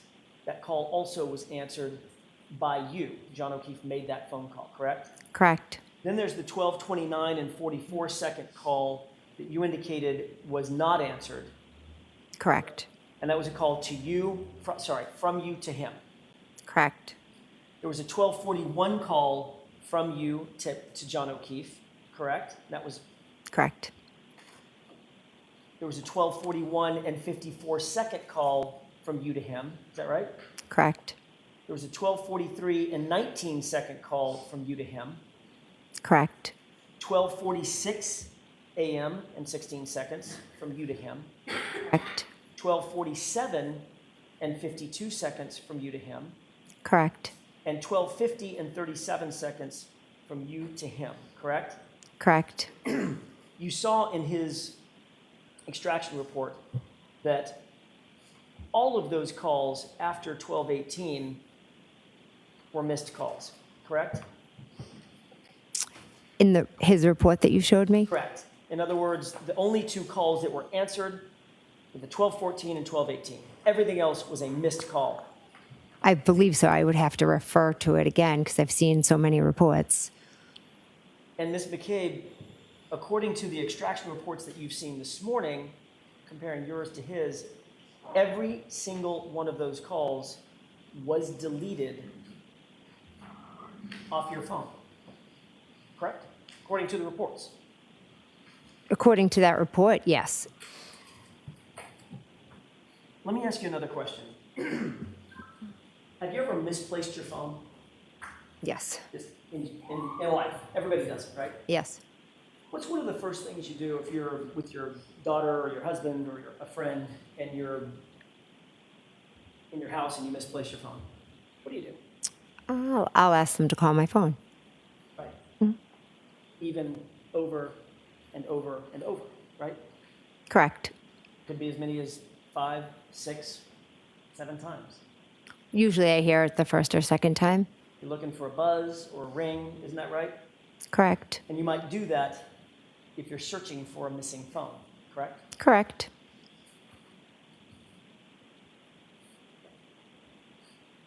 With regard to the calls that were deleted from your phone, you were asked about this under oath at another proceeding, weren't you?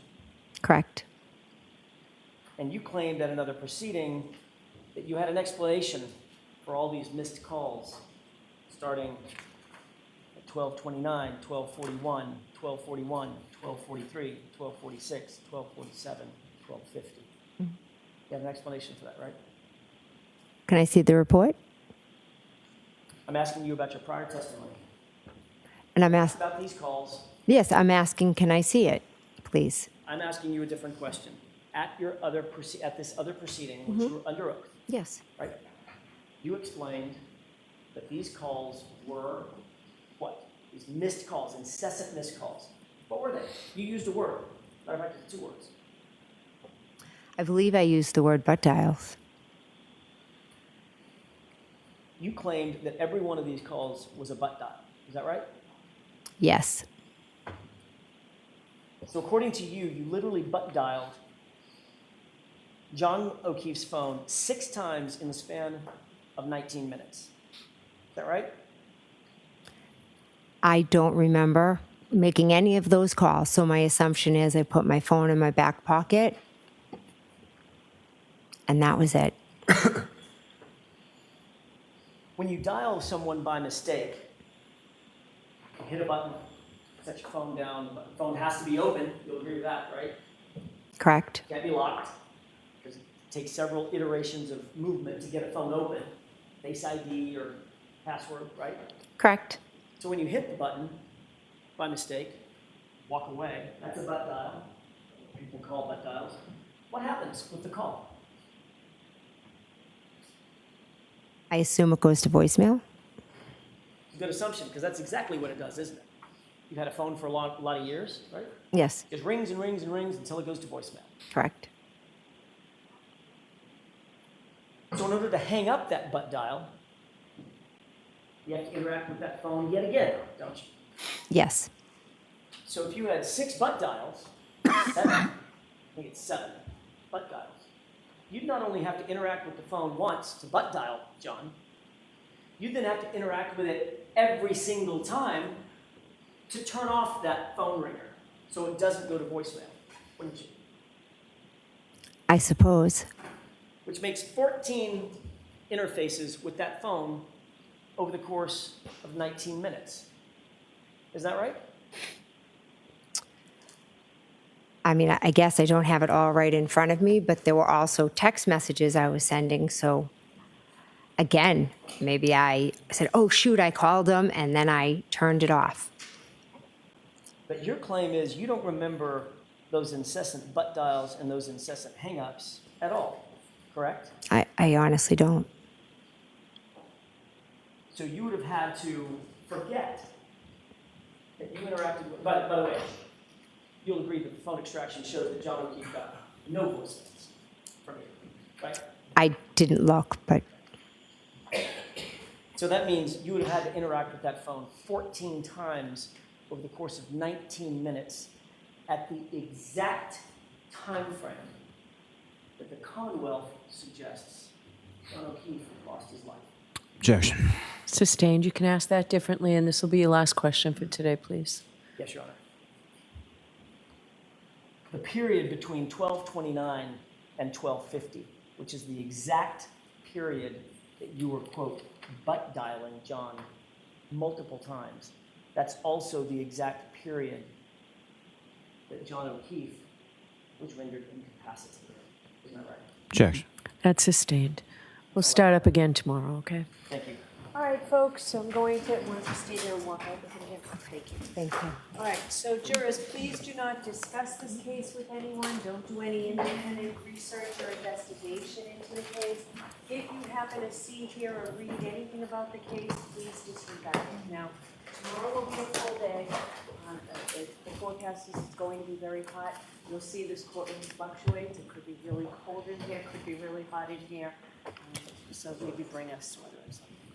All right, we'll see you tomorrow. Thank you. Jurors closing and leaving your notebooks if you would all rise. All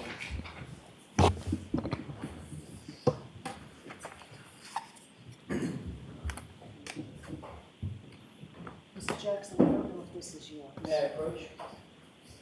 Thank you.